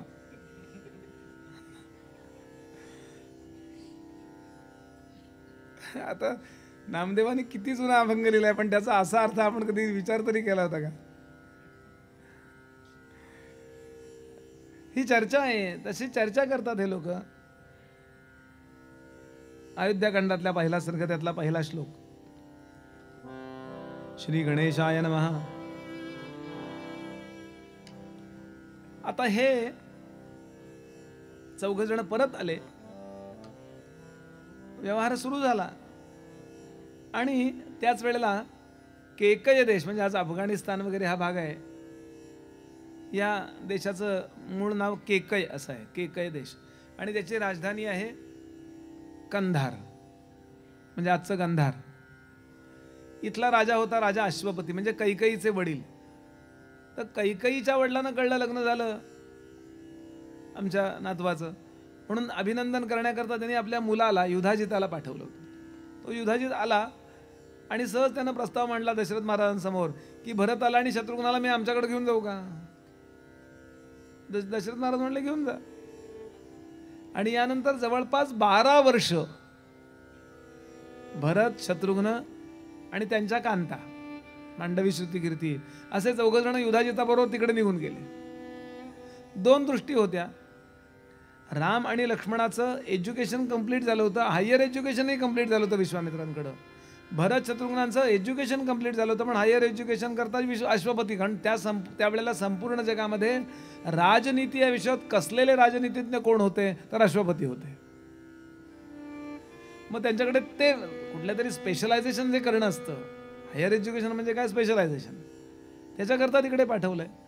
बरं, पूर्वीच्या काळी माणसं अशी येऊन राहायची एकमेकांकडे, आमचीच फक्त आमच्याकडे राहतील, त्यातली सुद्धा सगळी नकोत असं नाही. आपल्यापैकी अनेकांना अनुभव असेल की पुतण्याची शिक्षण आपण केली किंवा आपलं शिक्षण आपल्या काकाने केलं, असं घरोबा होता. बरं, ते ओरडले तर वाईट वाटायचं नाही. इगो जेव्हा आला ना तेव्हा प्रॉब्लेम आला, लक्षात घ्या. बोलणी खायची, आपली आई ओरडत नाही का आपल्याला, तशी काकू ओरडते. काही काही वेळा दुश्वास करायचे तरी मला शिकायचंय असं असायचं. इथे काही दुश्वासाचा प्रश्नच नव्हता, पण थोडंसं एकमेकांकरता आपण काय होतं, एकदा तुम्ही मोठे झालात ना की सगळे नातेवाईक सांगायला येतात हा आमचा पुतण्या आहे, हा माझा आमचा आधी अमुक आहे. जेव्हा गरज असते त्यावेळेला त्याचा नात्याचा काही उपयोग झाला नाही तर काय म्हणायचं ते नातं, उपयोग काय त्याचा, नुसतं बोलायचं असतं ते. माझा तर एक मित्र नातेवाईक म्हणत नाही, नातेवाईक आले होते आज म्हणतो. तसं नकोय आपल्याला. हे काय सांगताय रामायण, उत्तम नातेसंबंध म्हणजे रामायण आहे. आणि नातेसंबंधात किती विच्छेद होऊ शकतो हे सांगण्याकरता महाभारत आहे. किती वाईट वागू शकतात नात्यातली माणसं हे महाभारत सांगतं, पण किती प्रेमानं. आणि म्हणून पहिला श्लोक आहे, ओम गच्छता मातुलकुलम भरतेन तदानघ शत्रुघ्नो नियतः प्रीती पुरस्कृतः. हे दोघेही तिकडे गेले. आता तसं म्हणलं तर शत्रुघ्न सख्खाई भाऊ नाही आहे, तो सुमित्रेचा आहे. पण भरत शत्रुघ्न ही जोडीच आहे. जसं राम लक्ष्मण जोडी आहे तशी भरत शत्रुघ्न जोडी आहे. शत्रुघ्नही बरोबर गेला आणि त्यालाही काही वाटत नाही आहे त्यांना की भरतासारखाच शत्रुघ्न, असं एक आपलेपण आहे. हे सगळे निघून गेले. आणि आता यानंतर सांगायला सुरुवात होते की सगळीकडे चर्चा या 4 मुलांबद्दल आहे, पण त्यात राम जरा उजवे आहे. सर्वे वेद विदशूरः सगळे, पण तेषामपि महातेजा राम जो आहे तो महापराक्रमः म्हटलंय. त्यात कणभर उजवा कोण आहे तर रामराय. पहिला मुद्दा बराबर सांगतो आता मी. असं वाटतंय अयोध्यावासींना की स्वतः महाविष्णूंनी भगवान नारायणाने अवतार घेतलाय, तो हा राम आहे का काय, असं फिलिंग यायचं. सगळे विष्णूंचे गुण.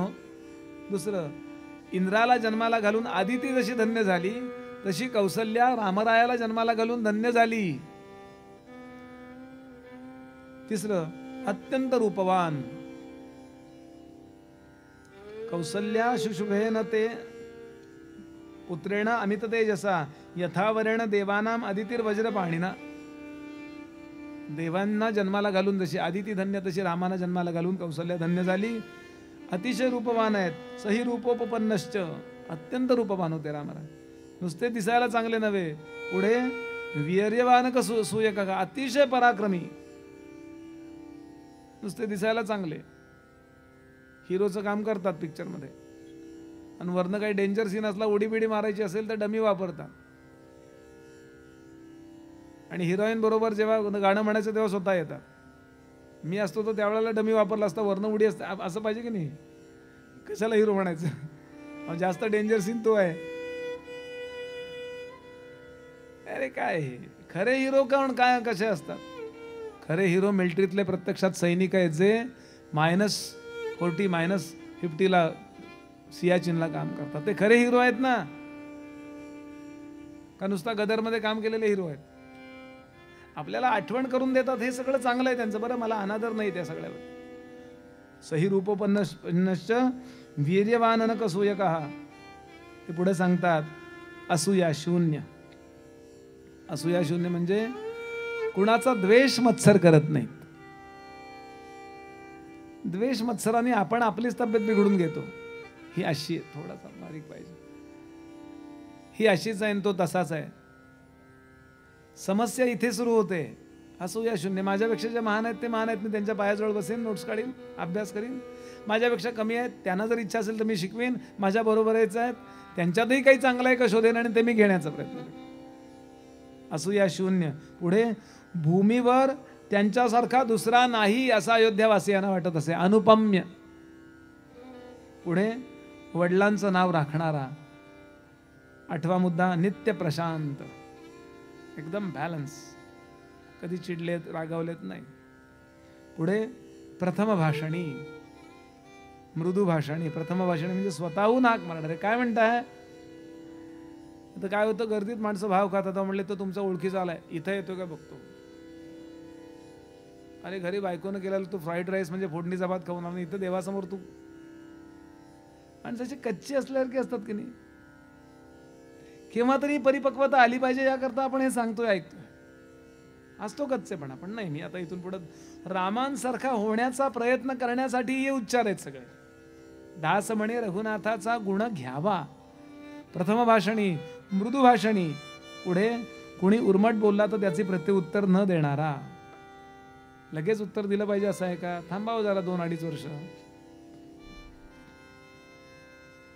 सचिन बद्दल सांगतात ना की त्याच्यावर खूप टीका होत असे, तो त्याला उत्तर देत नसे, त्याची बॅटच त्याला उत्तर देत असे, असं त्याच्याबद्दल म्हटलं जातं. असंच खूप अवघड आहे. राम म्हणजे केवढे असं नका विचार करू. आपणही असं थोडं तरी, इतकं नव्हे पण थोडं तरी वागू शकतो. पुढे सांगतात एखाद्या उपकार जर कोणी केला तर ते कधी विसरत नाही. अतिशय कृतज्ञ. त्यांनी माझ्याकरता अमुक केलंय, त्यांनी अमुक मला मदत केली आहे, मी कृतज्ञ राहिलं पाहिजे नव्हे, ते सहजच राहतात. पुढे सांगतात शेकडो अपकार करणाऱ्यांना सुद्धा तो विसरून जातो. त्याच्या लक्षात असेल आपण परवा याला असं बोलतो, ह्याच्या लक्षातच नाही, विसरला.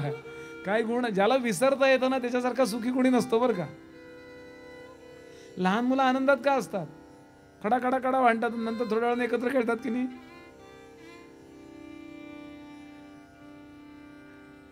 म्हणजे त्यांची स्मृती कमी नसते काही, आपल्यापेक्षा चांगली स्मृती असते मुलांची.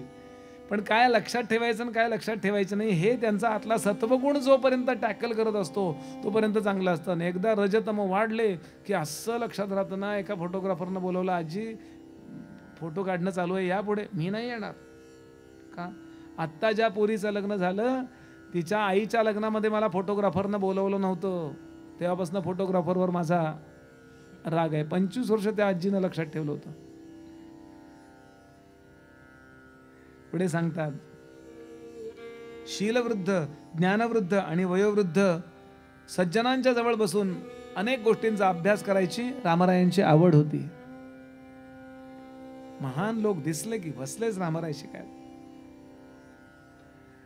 अहो तो गुण आहे कसा, काही एवढंच जरी मिळालं ना, अहो शेण जर पडलं ना खाली तरी ते माती घेऊन उठतं. हा शेणाचा गुण आहे, पण तो आपल्यामध्ये काही चांगलं दिसलं की पटकन घेता आलं पाहिजे की नाही. रामराय इतक्या महान लोकांच्या बघा, सगळं रामचरित्र योग वासिष्ठ नव्हे, वारंवार ते भरद्वाजांकडे असेच वागतात. ते त्यानंतर सुतीक्ष्णांकडे गेलेत, शरभंगांकडे गेलेत, वाटेत किती ऋषीमुनींकडे गेलेत. प्रत्येक ठिकाणी काही ना काही घेण्याचा प्रयत्न करतात. आयुष्यभर आता आम्ही झालो, ज्ञानोबा म्हणाले, मी झालो ऐसे म्हणे तो काहीच नव्हे. मी पणाची पोटी शिळा बांधता जाईजे पाताळा. कधी रामरायांना मी पणाचा स्पर्श झाला नाही. पुढे सांगतात, सत्याचा अत्यंत आदर करणारे, बुद्धिवान, प्रियवादी, मधुर भाषणी आणि वीरता हे गुण असून सुद्धा त्याचा जराही त्यांना गर्व नाही. वृद्धांचा ते नेहमी सन्मान करत, खोटेपणाचा जराही सन्मान नाही. हिपोक्रेसी नो, अजिबात त्यांना ते आवडत नसे. प्रजेवर अत्यंत प्रेम करणारे आणि म्हणून प्रजेचंही त्यांच्यावर अतिशय प्रेम होतं.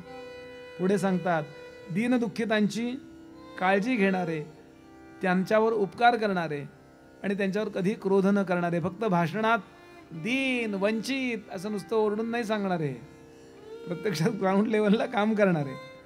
पुढे ब्राह्मणांचे भक्त, नेहमी ब्राह्मण्याची आणि ब्राह्मणांची पूजा करणारे, धर्मज्ञाविषयी आणि धर्माविषयी अत्यंत आदर असणारे, त्यांच्याकरता पडेल ते काम करणारे. रामरायांचं अंतःकरण अतिशय पवित्र आहे. लोक चर्चा करतात, कीर्तीला स्वर्गा इतकं पवित्र मानणारे. माझ्या पाठीमागून लोक काय बोलतील, म्हणजे सज्जन लोक, स्टँडर्ड मनुष्य माझ्या पाठीमागं वाईट बोलता कामा नये याची काळजी घेणारे, स्वर्गा इतकं कीर्तीला पवित्र मानणारे. नाही तर गेले लोक उडत. असा जो म्हणतो ना तोच कधीच असं रामरायांच्या मुखामध्ये येत नाही.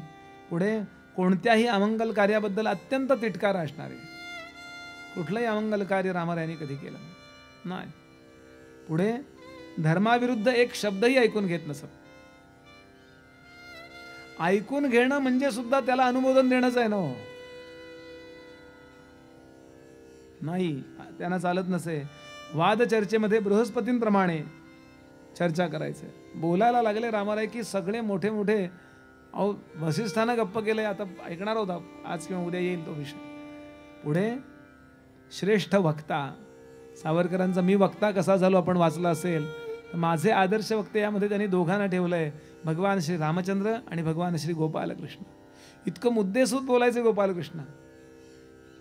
सगळे त्यांच्या विरुद्ध भांडणारे, ते निदान निरुत्तर तरी व्हायचे, समाधान नाही व्हायचं त्यांचं. शकुनीचं समाधान नाही झालं पण गप्प झाला. रामराय बघा बोलायला लागले की सगळेजण गप्प व्हायचे. सुग्रीवाला घेऊ नका सगळ्यांचं मत होतं, पण रामरायाने असं मत मांडलं की सगळे गप्प झाले. ठीक आहे म्हणले, तुम्हाला योग्य वाटेल ते का असं. पुढे सांगतात, समोरच्याला जाणून घेण्यात निष्णात. ह्याचं खरं रेकॉर्डिंग करायला पाहिजे. आपलंच आपण थोपवतो लोकांवर. चौकशी करायला येतात ना माणसं पेशंटची, आपलंच काय झालं ते सांगत राहतात हॉस्पिटलमध्ये. आणि सगळ्यांनी काय सफरचंदावर मार्ग, सगळे सफरचंद 5-5 किलो सफरचंद जमतात. त्या पेशंटला नंतर म्हटलं काय आणू, तो म्हटलं सफरचंद सोडून तो काय आणा. अरे तू कसा आहेस, त्याला बळ द्यावं, 2 वाक्य चांगली बोलावीत. कसं, अरे काही नाही सहज बरा होशील. गुडघ्याला लागले का, आमचे काका वारले यात.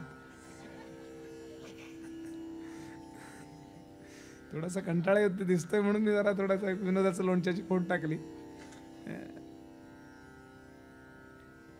दुसऱ्याला समजून घेण्यामध्ये निष्णात. पुढे सांगतात, सुंदर वपू, चेहरा नुसता सुंदर नाही, पूर्ण शरीरच सुडवलंय रामरायांचं.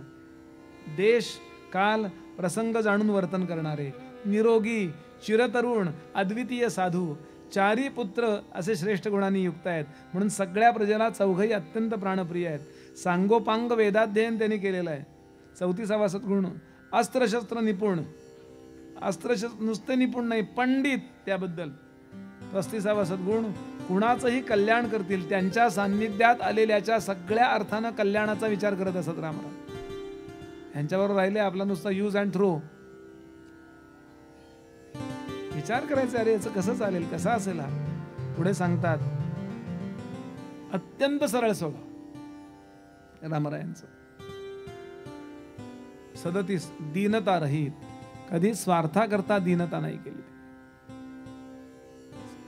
पुढे 38वा सद्गुण, सत्यवादी, धर्मार्थदर्शी, वृद्ध विद्वान ब्राह्मण हे श्रीरामांचे मार्गदर्शक होते.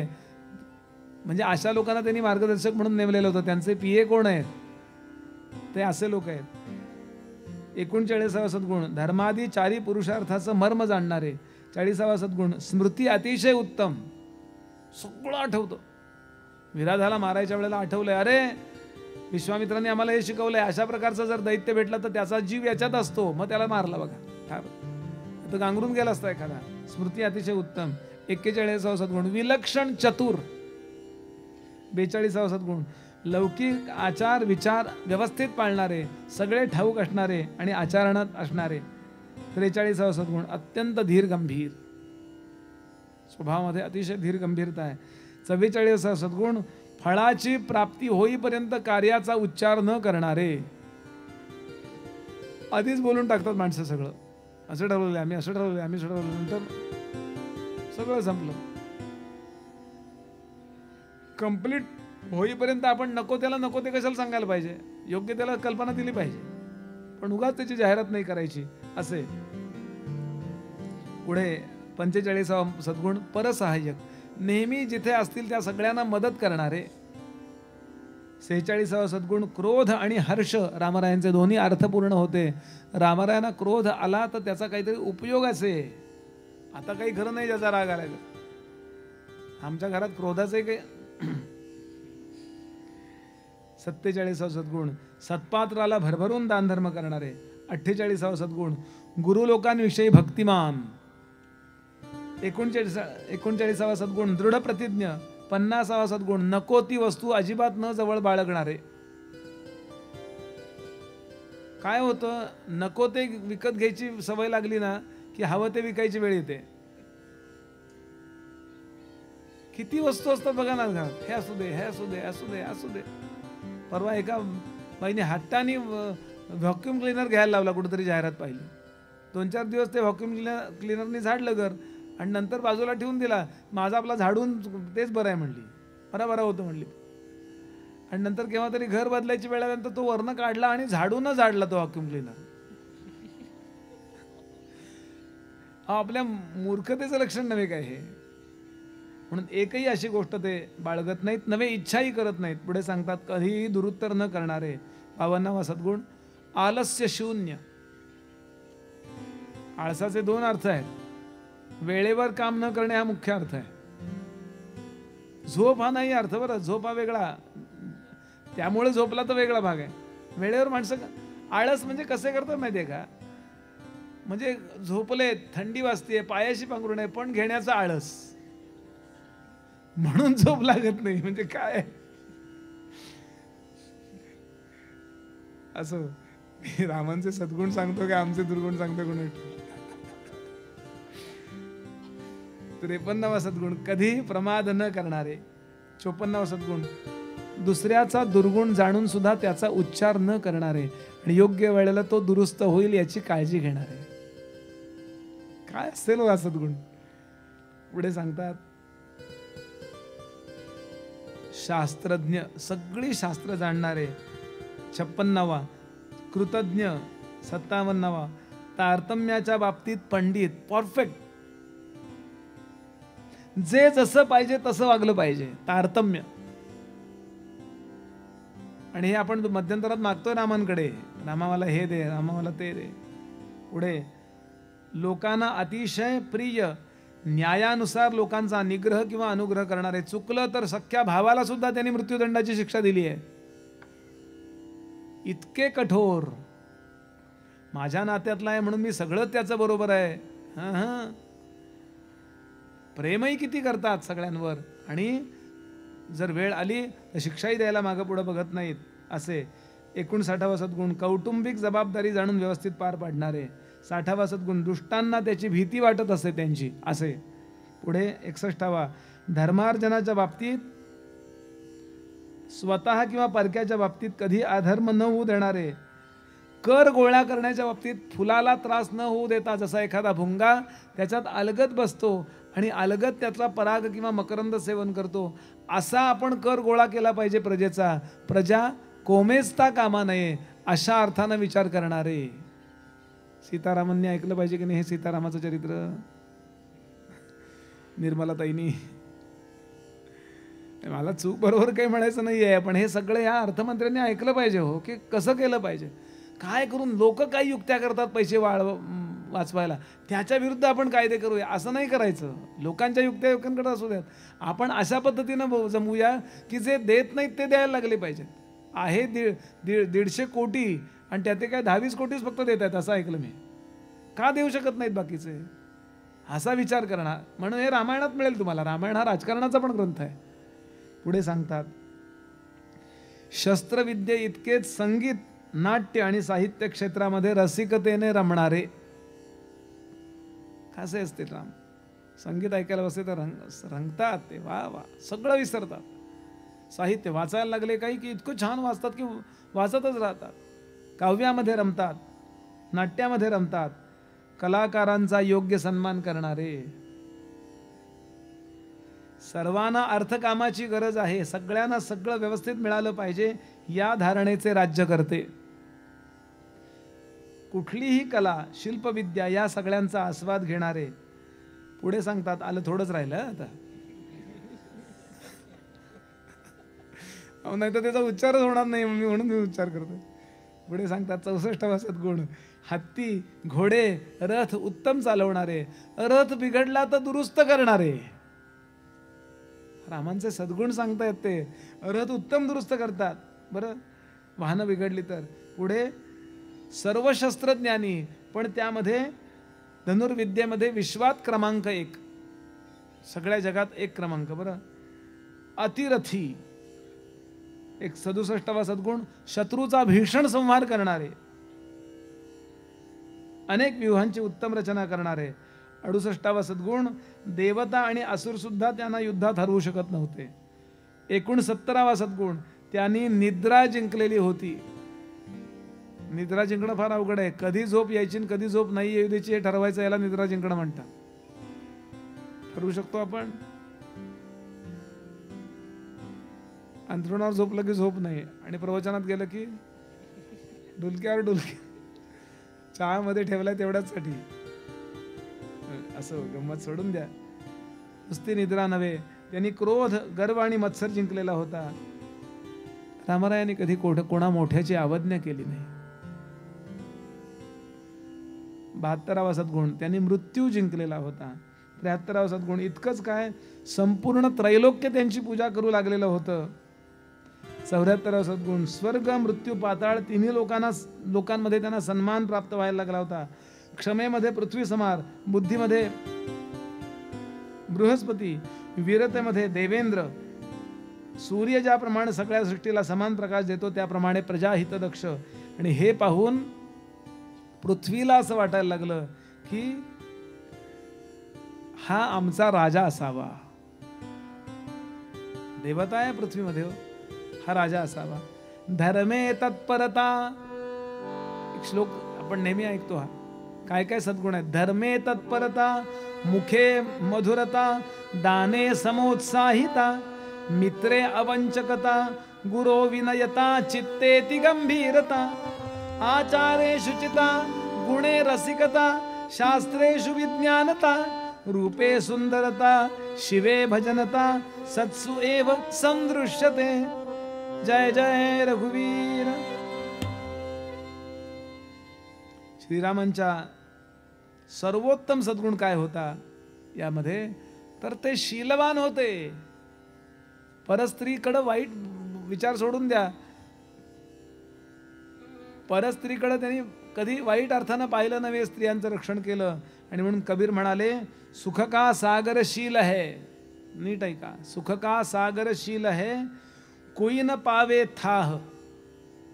अथांग म्हणतो ना, सुख का सागरशील है कोई न पावे थाह. शब्द बिना साधू नाही, द्रव्य बिना नाही शाह. सगळ्याच्या सगळ्या सुखाचा समुद्र जर काय असेल तर तो सच्छीलता, आणि तो रामांकडे होता. रामांच्या अनेक सद्गुणांपैकी ही सगळ्यात महत्वाची. श्रीराम कधी कोणाशी वाद करत नसत. वादाबद्दल त्यांनी म्हटलंय, वादाने होतं काय?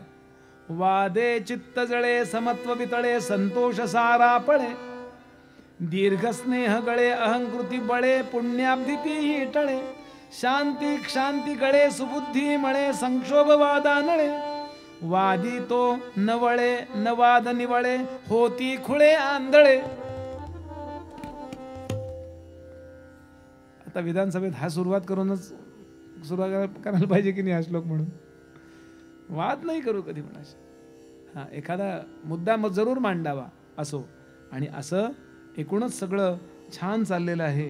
आणि अशा वेळेला सगळ्यांना असं वाटायला लागलं की राम आमचा राजा असावा.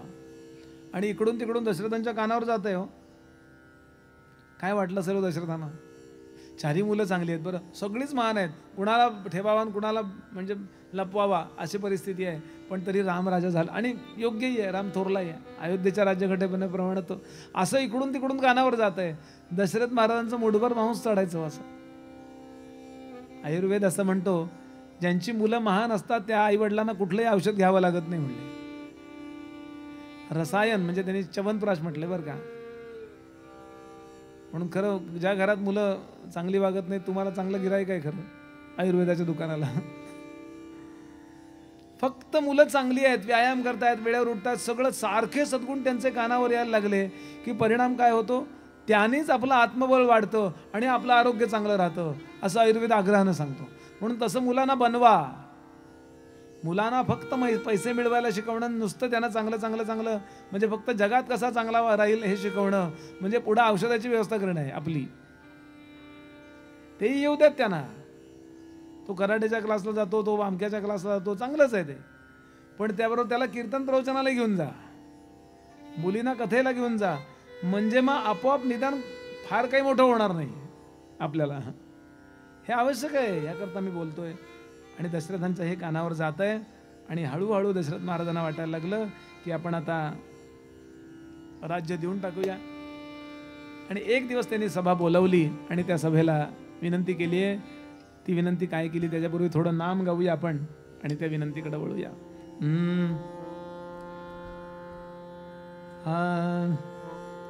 नारायण नारायण श्रीमन्नारायण नारायण नारायण. बोलिए नारायण श्रीमन.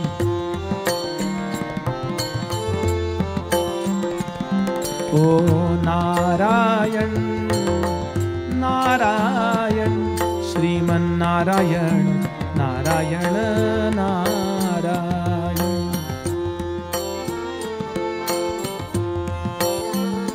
श्रीमन श्रीमन नारायण नारायण नारायण श्रीमन श्रीमन नारायण नारायण नारायण श्रीमन. हरि बोल. नारायण नारायण श्रीमन नारायण नारायण नारायण.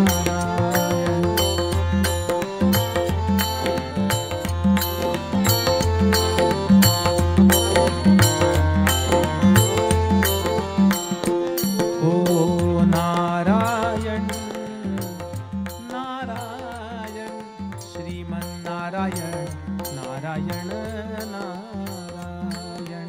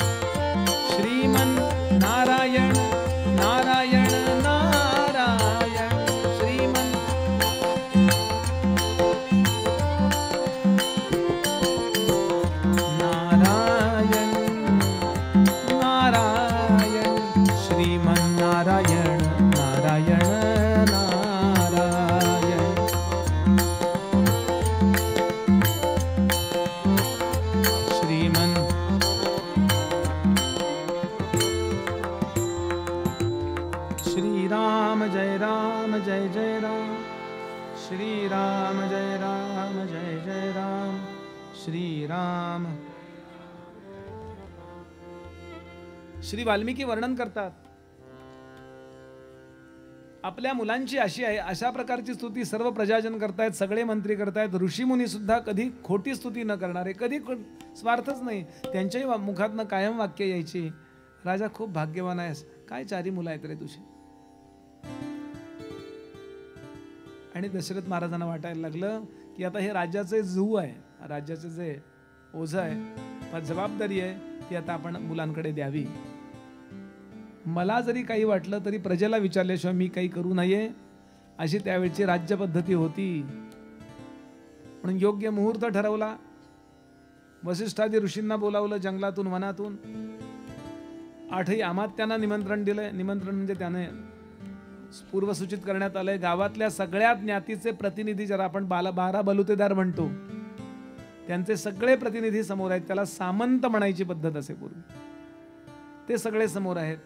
आणि दशरथ महाराज घनगंभीर आवाजामध्ये बोलायला लागले, असं वर्णन केलंय वाल्मिकींनी. रिटायरमेंटची घोषणा करायची आहे. आतापर्यंत मी उत्तम कार्य करायचा प्रयत्न केलाय, आता योग्य त्या व्यक्तीला मला हे द्यायचंय, असं लोकांना विचारायचंय. वाल्मिकींनी काय शब्द रचना केली, दुंदुभी स्वर कल्पेन. दुंदुभी म्हणजे घनगंभीर आवाज, त्याला दुंदुभी म्हणतात. सर्वांना नमस्कार. अतिशय महत्वाचं मला आपल्याशी काही बोलायचंय, म्हणून आज आपण इथे जमलेलो आहोत. गंभीरेण अनुदानिना स्वरेण महता राजा जीमूत इव नादयन. ढग गडगडतात, जीमूत म्हणजे ढग, मोठे मोठे मेघ, ते एकमेकांवर आपण असा आवाज येईल ना, असे बोलायला लागले. राजलक्षण युक्तेन कांतेनान अनुपेमच उवाचस युक्ते उवाचर संयुक्तेन स्वरेण नृपान. सगळ्या सभेशी तो संवाद करू लागला. महाराज, मला राज्य मिळाल्यापासून, अजय महाराजांनी माझ्याकडे राज्य दिल्यापासून या प्रजेचं, या पूर्ण राज्याचं, राष्ट्राचं, इथल्या सगळ्या श्वापदांचं, इथल्या सगळ्या वनस्पतींचं, इथल्या सगळ्या निसर्गाचं उत्तम संगोपन करण्याचा मी प्रामाणिक प्रयत्न केलेला आहे. मी आळस केलेला नाही. माझं शरीर त्याकरता जीर्ण शीर्ण केलेलं आहे, असा शब्द आहे. मी थकलेलो आहे, ही सगळी जबाबदारी पेलताना मी दमलेलो आहे. म्हणून सोहम विश्राम इच्छामि, सोहम विश्राम इच्छामि पुत्रं कृत्वा प्रजाहिते सन्निकृष्टान् निमान् सर्वान् अनुमान्य द्विजर्षभान. मला आता विश्रांतीची गरज आहे असं वाटतं. यद्यपि मी अजून जरी सक्षम असलो तरी मला योग्य वेळेला थांबावं असं वाटतंय. तेव्हा पुढं बरंच बोललाय, ते श्लोक म्हणत बसत नाही मी. तो म्हणतो 4 मुलं महान आहेत, पण रामतेज तेषामपि महातेजा रामो महापराक्रमः. रामराय जास्त महान आहे. तेव्हा हे सगळं राज्याचं जे जू आहे, ही जबाबदारी आहे, ही मी त्याला देऊ इच्छितो आणि मी यातनं मुक्त होऊ इच्छितो. मला काय काय सांगा तुम्ही, माझा हा विचार योग्य आहे का हे आधी मला तुम्ही सांगा. हा योग्य विचार नसेल तर मी काय करायला पाहिजे हे तुम्ही मला सांगा, किंवा अजूनही काही तुम्हाला सुचत असेल तर तुम्ही सांगा. हे म्हणतोय बरं, वाल्मिकी रामायणातलं सांगतोय. तो असं म्हणत नाही काही करून तुम्ही माझ्याच मुला पंतप्रधान करा, माझ्याच मुलाला मुख्य, असं तो म्हणत नाहीये. हे आपण म्हणून वाचलं पाहिजे. मला तो योग्य वाटतोय. काय संकल्पना आहे आपल्याकडची, ही निवृत्तीची संकल्पना. आपल्या संस्कृतीमध्ये वानप्रस्थ नावाची जी संकल्पना ना, ती इतकी गोड आहे. योग्य त्यावेळेला 50शी ओलांडली की हळूहळू हळू निवृत्त व्हायला सुरुवात करायची. सगळ्या किल्ल्या सुनबाईकडे देऊन टाकायच्या. म्हणताना म्हणतात सगळं सुनबाईच बघते, मग किल्ल्या त्या माझ्याकडे असतात. इतकी सुंदर संकल्पना आहे. आणि सगळं देऊन टाकायचं आणि पती पाठोपाठ वनामध्ये निघून जायचं. भांडणाला आणि क्लेशाला जागा शिल्लक उरायची नाही. इतकी सुंदर संकल्पना. बरं, आरोग्य चांगलं सांभाळलेलं आहे, त्यामुळे वनात जाताना गोळ्यांची वेगळी बॅग न्यायला लागणार नाहीये. याचा मध्य काढायचा आहे. मला माहिती आहे की आता हे पॉसिबल नाही, जाणार कुठं. हल्ली वन शिल्लक नाही. पूर्वी तपाची अरण्य डेव्हलप केलेली असायचे. घर सोडलं तर तपारण्य डेव्हलप केलेले. असे आज जसे अभयारण्य डेव्हलप केलेले असतात ना प्राण्यांकरता, तशी माणसांकरता अरण्य डेव्हलप केलेली असायची. तिथं झोपड्या बांधलेल्या असायच्या. राजे लोकांनी हजारो झोपड्या बांधून ठेवायच्या. काहीच घेऊन जायचं नाही, काही तिथलं काही न्यायचं नाही. ही सिस्टीम होती त्यावेळेला. घरातनं निघून जायचं, कधी इथं राहायचं, कधी नैमिषारण्यात राहायचं, कधी दंडकारण्यात राहायचं, फिरत राहायचं. बरं, आरोग्य उत्तम आहे शरीराचं. कंदमुळं फळं चालतात खायला. अजून काय पाहिजे? सामोसाच पाहिजे, डोसा हे असं नाही काही. म्हणजे ही व्यवस्था होती आणि परिणाम आपण सगळे चांगले होतो. आणि हा प्रयोग आपला जवळपास म्हणजे 40-1 लाख वर्ष आपला चांगला चाललाय. 17,28,000 वर्षांचा कृतयुगात सगळेच जण वानप्रस्थात जायचे. त्रेतायुगामध्ये काही जण जायचे. त्रेतायुगाचा काळ आहे 12,96,000 वर्ष. त्यात शेवटी त्रेतायुगाचे हे झालेलं आहे. त्यामुळे 30,000 वर्ष तर आपण असेच 30 लाख वर्ष आपण असेच वागत होतो. आणि हे मला असं वाटतंय की तुम्ही योग्य ते मला सांगा. हे ऐकलं आणि इतका आनंद झाला. साधू साधू, वा वा वा, सगळेजण साधू साधू म्हणजे वा वा. साधू म्हणजे साधुवाद म्हणजे वा वा असं म्हणतात, अभिनंदन. वा वा, राजा खूप छान निर्णय, छान. एकदम सगळी सभा उभी राहिली हो. कारण त्यांच्या मनात बरेच दिवस ते होतच. आणि खूप आनंद झाला, खूप आनंद झाला. साधू साधू इति घोषः, सगळेजण वा वा म्हणायला लागले. इथे राजा दशरथाच्या मनातला विनोद जागा झाला, विनोद बुद्धी जागी झाली बरं का. तो काय म्हणाला, वाल्मिकी रामायणात श्लोक आहे, तो म्हणतो श्रुत्वई तद वचनम ये यन्मे राघवम पतिमिच्छतः राजान संशयो यम्मे तदिदम ब्रूत तत्वतः. राजा म्हणाला, थांबा, अजून माझं बोलणं पूर्ण नाही झालं. मी रामाचं नुसतं नाव घेतल्यावर इतक्या गडबडीने तुम्ही उभे हो हो असं म्हणताय, याचा अर्थ तुम्ही मला इतके कंटाळलेले आहात काय?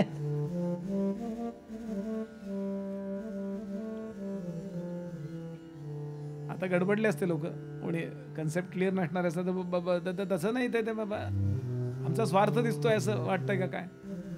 नाही गडबडले. अतिशय शांततेने सांगतात, सुमंत्र बोलतात. राजा, आम्हाला माहिती आहे तू उत्तम राज्य चालवू शकतोस, अजून तुझं शरीर सक्षम आहे राज्य करायला, पण तुला हे कळलंय कधी थांबायचं. म्हणून आम्हाला तुझा अभिमान वाटतो. रामरायाला योग्य वेळेला तू जबाबदारी दिलीस की परिणाम एक होईल. तो तयार होताना तुझ्या डोळ्यासमोर चांगलं राज्य चाललेलं तू बघशील, हा तुला आनंद असेल. काय दृष्टी आहे हो यांची. आणि मग मुहूर्त द्या. वसिष्ठांना विचारलं, मुहूर्त सांगा. वसिष्ठांनी ते काय, त्यांना पंचांग बघायला काहीच नाही, डोक्यातच सगळं आहे नाही का. मोठे मोठे व्यापारी, त्यांच्या डोक्यात कोट्यावधीचा हिशोब डोक्यातच असतो. त्यांच्या डोक्यात असतात सगळे, कुठले ग्रह आता कुठे आहे, तो कसा बदलणार आहे. व त्याला थांब म्हणू शकतात वसिष्ठ, इतकी ताकद आहे त्यांची. थांब रे शनी, जरा इतकं जरा थांब, जरा वक्री हो, थोडासा असा होऊन परत जा पुढं, इतकी ताकद. ते म्हणाले, राजा, उद्या सगळ्यात चांगलं नक्षत्र आहे पुष्य, उद्याच आहे. तेव्हा उद्याच्या उद्या आपल्याला राज्याभिषेक. आज सकाळी सभा चालली बरं, हे सकाळी 10 वाजताचं चाललंय. उद्या सकाळी 7 वाजता 8 वाजता अभिषेक, राज्याभिषेक. म्हणजे यौव राज्याभिषेक म्हणजे राज्याभिषेकाची पूर्वतयारी, पूर्व अभिषेक निश्चित हा होणार असं. पण तयारीला काय लागतंय म्हणाले, सगळी तयारी आहे. नाही म्हणायला एक तयारीला आपल्याला श्रम करावे लागतील. 7 नद्यांचं जल आणावं लागेल. सगळ्या सामंतांना शंखामध्ये ते पाणी घालून, त्या प्रत्येक सामंतांनी, प्रत्येक जातीतल्या प्रत्येक बलुतेदारांनी तिथे येऊन रामांच्या, जो राजा होणार आहे त्याच्या डोक्यावरती पाणी घालायचं असायचं शंखानी. बरं, एका बाजूला मंत्र चालू आहे आणि प्रत्येकाला तो अधिकार, आम्ही याला राजा बनवलं, हे फिलिंग आहे त्यात. त्या पाण्याचाच प्रश्न आहे फक्त, कारण ते आणायला लागणार आहे ना. इतक्यात एक जण उभे राहिले, ते म्हणले, आपल्या गावामध्ये इतकी मंदिर आहेत, प्रत्येक ठिकाणी 7 नद्यांचं पाणी आहे. त्यांच्याकडनं त्यांना थोडं थोडं लागतं रोज. त्यांच्याकडनं एक ड्रम मागून घेऊ, त्यांना पुढच्या आठवड्यात परत पोचवू, उसनं घेऊ संध्याकडे त्यांच्याकडनं. हा म्हणलं हे चालेल. आणि पटापट पटापट पटापट सुरुवात झाली तयारीला आणि धावले लोक. आता वेळ कमी असला ना की माणसं पटापट पटापट कामं करतात, बघू सावकाश असं नाही. सगळेजण धावले. हे 8ही ऋषी निघाले त्यांच्या तयारीला, 7ही अमात्य निघाले, सगळे सामंत निघून गेले आणि सुमंत्रांकरवी रामाना बोलावले. रामाना अत्यंत आनंदानं ही बातमी सांगितली आहे. आणि रामांचा हात थरथरत्या हाताने असा हातात धरला. सांगितलं, रामा मला आता होत नाही रे, उद्या तुला एकदा राज्याभिषेक झाला, यव्व राज्याभिषेक झाला की मी निश्चिंत होईन, काही न बोलता हा राज्याभिषेक करून घ्या. रामराय म्हणाले, होय बाबा तुमची आज्ञाप्रमाणे. लगेच उर्मट बोलायची पद्धत नव्हती, पण ते थांबा जरा असं नाही, आधी ऐकून घेऊया.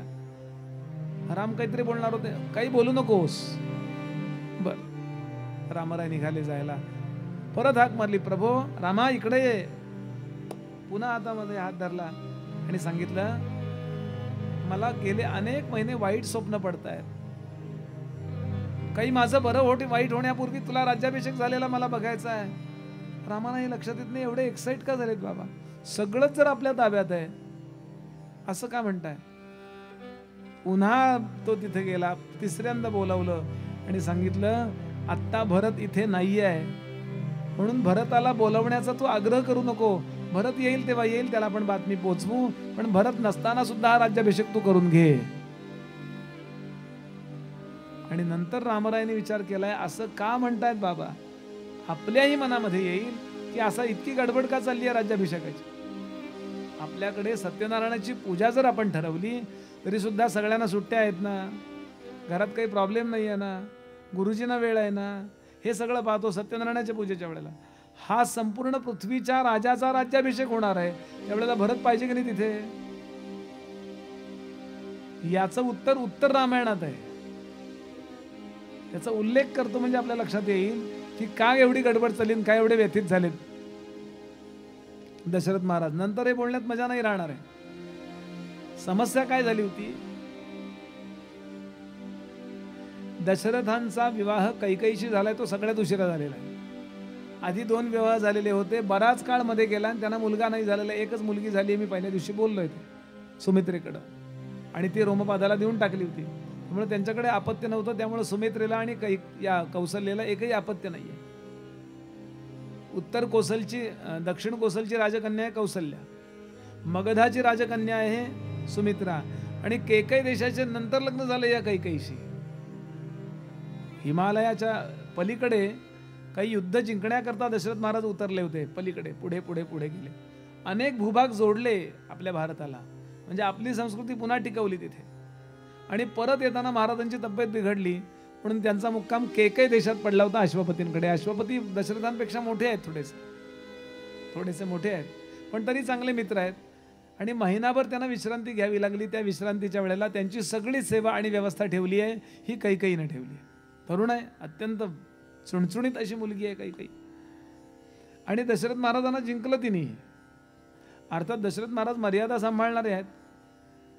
एक दिवस त्या अश्वपतीने विचारला प्रश्न की आपण निघतो म्हणताय. हे म्हणाले, आता बरी आहे तब्येत, मी निघतो, मी तुम्हाला काही देऊ का. दशरथ महाराज म्हणले, मीच तुम्हाला काहीतरी दिलं पाहिजे, माझी इतकी तुम्ही व्यवस्था चांगली ठेवलीत. तो म्हणला, नको, माझ्याकडे सगळे तुम्हीच काहीतरी मागून घ्या, माझा हट्ट म्हणून. ते म्हणाले, देणार असेल तर तुझ्या मुलीचा हात माझ्या हातात दे, कैकई मला दे. आता दशरथ आणि कैकईमध्ये थोडं अंतर आहे, पण तेवढं चालायचं पूर्वी. आणि राजा हा सगळ्या अर्थानं सक्षम आहे, महान आहे, संपूर्ण, म्हणजे तो चक्रवर्ती सम्राट आहे आणि हा गणराज्याचा राजा आहे अश्वपती. तेव्हा माझी मुलगी चक्रवर्तीच्या घरी जाणं म्हणजे ट्रम्पच्या घरी जाणं आत्ताच्या भाषेत, किंवा पुतीनच्या घरी जाणं, कुठेतरी इकडे तिकडे जाईल पेक्षा इतक्या महान व्यक्तीच्या आत्ताच्या भाषेत सत्तावाचक बोलतोय बरं मी. हे लोक शीलवान होते सगळे लोक. उदाहरणापुरतं उदाहरण देतोय, उदाहरण फार ताणू नका.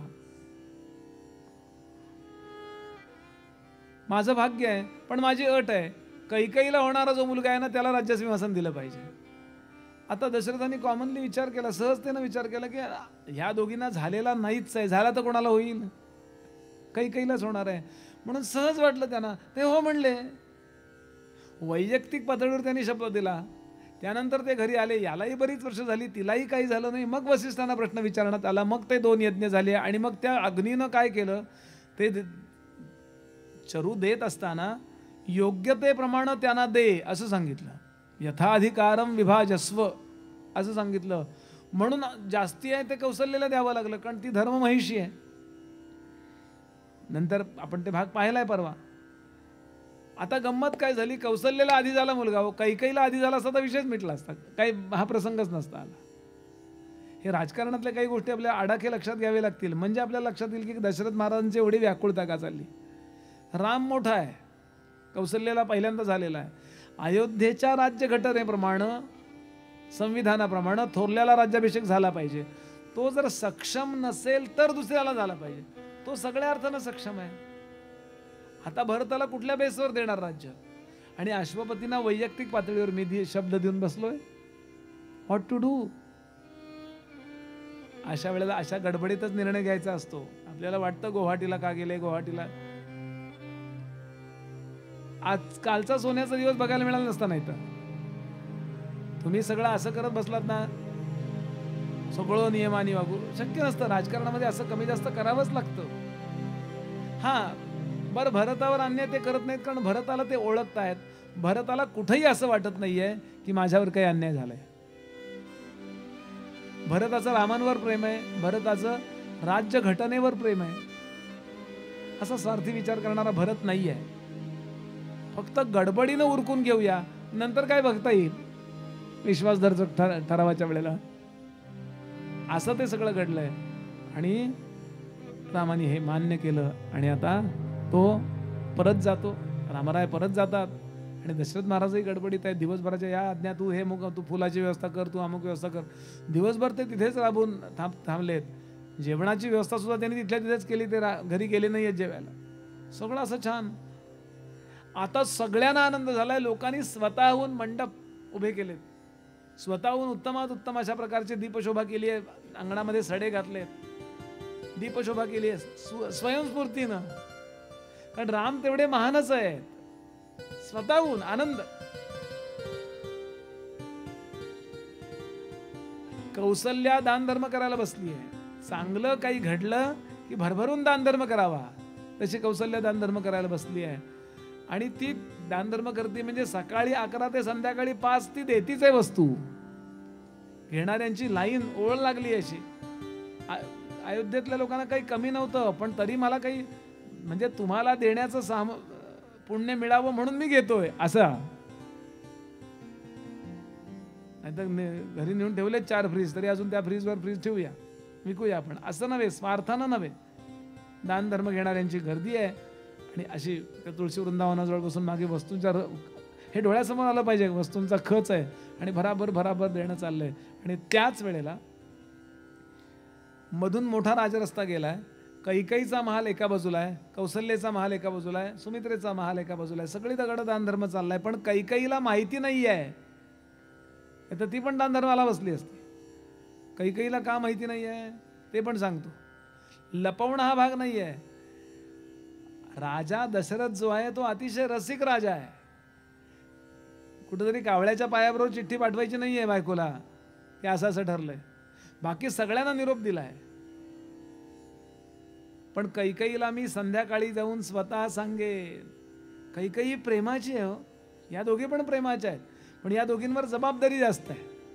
कौशल्या ही राजमाता आहे, तिच्यावर जबाबदारी. तिला सांगितलं तू दानधर्म करायला बस. तिच्या त्या सुमंत्राने निरोप दिलेत. कैकेयीला मी जाईन संध्याकाळी, रोज जास्तीत जास्त वेळ रामांचा काय आणि दशरथ महाराजांचा काय कैकेयीच्या महालामध्ये जात असे असं वर्णन केले. मी स्वतः जाईन, आढे वेढे घेईन. हा कैकेयी, मला तुला सरप्राईज द्यायचंय. मग ती म्हणेल काय बरं, आधी सांग मी मागेन ते देईन. असं मी आढे वेढे घेईन आणि मग सांगेन तिला. आणि मग तिला जेव्हा मी माझ्या वाणीनं सांगेन तेव्हा तिच्या चेहऱ्यावरचा आनंद बघितल्यानंतर मला आनंद होईल. असा अतिशय रसिक राजा आहे. मेसेज पाठवून दिला, कुठली भाजी आहे, भोपळे येताना घेऊन या. असले अरसिक प्रपंच करणारे लोक नव्हते हो. विचार करा, दशरथाने हा विचार का केला असेल? जर त्याला तिला टाळायचं असतं तो गेलाच नसता संध्याकाळी, तो दुसऱ्या दिवशी राज्याभिषेक झाल्यावर गेला असता. काय म्हणतेस? काही आली नाही राज्याभिषेकाला काल? असा बनेल नाहीये तो. एकदा दशरथाच्या भूमिकेत जा, म्हणजे कळेल किती तो चांगला आहे. अतिशय प्रांजळ आहे हो. खरं म्हटलं तर थोडा भोळाच आहे. आणि असं त्याने ठरवलंय. आणि या गोष्टीचं निमित्त साधलं. आणि एक परदेशातनं आलेली होती तिथेच ती. एका रामायणकाराने सांगितलंय, कलीला, वाईट वागण्याच्या देवतेला सगळ्यांनी सांगितलं, अरे ते सगळ्यांची डोकी बिघडव. सगळ्यांची डोकी बिघडवण्याचा प्रयत्न केला, पण जे तिथले होते त्या देशातले जे होते ना, त्यांच्या रक्तातच अँटीव्हायरस होता हो. वाईट वागायचंच नाही. म्हणून त्यांनी बॉर्न अँड बॉटअप इथली नसलेली अशी वृद्धा एखादी आहे का अशी शोधली. आणि ती मंथरा मिळाली, फॉरेन मड्डम. आणि तिचं डोकं बिघडवलं म्हणले. ते कसं बिघडवलं हे आपण 15 मिनिटांनी बघूया. थांबूया थोडा, एक 15 मिनिटाचा चहाचा ब्रेक. हरे राम राम राम हरे हरे.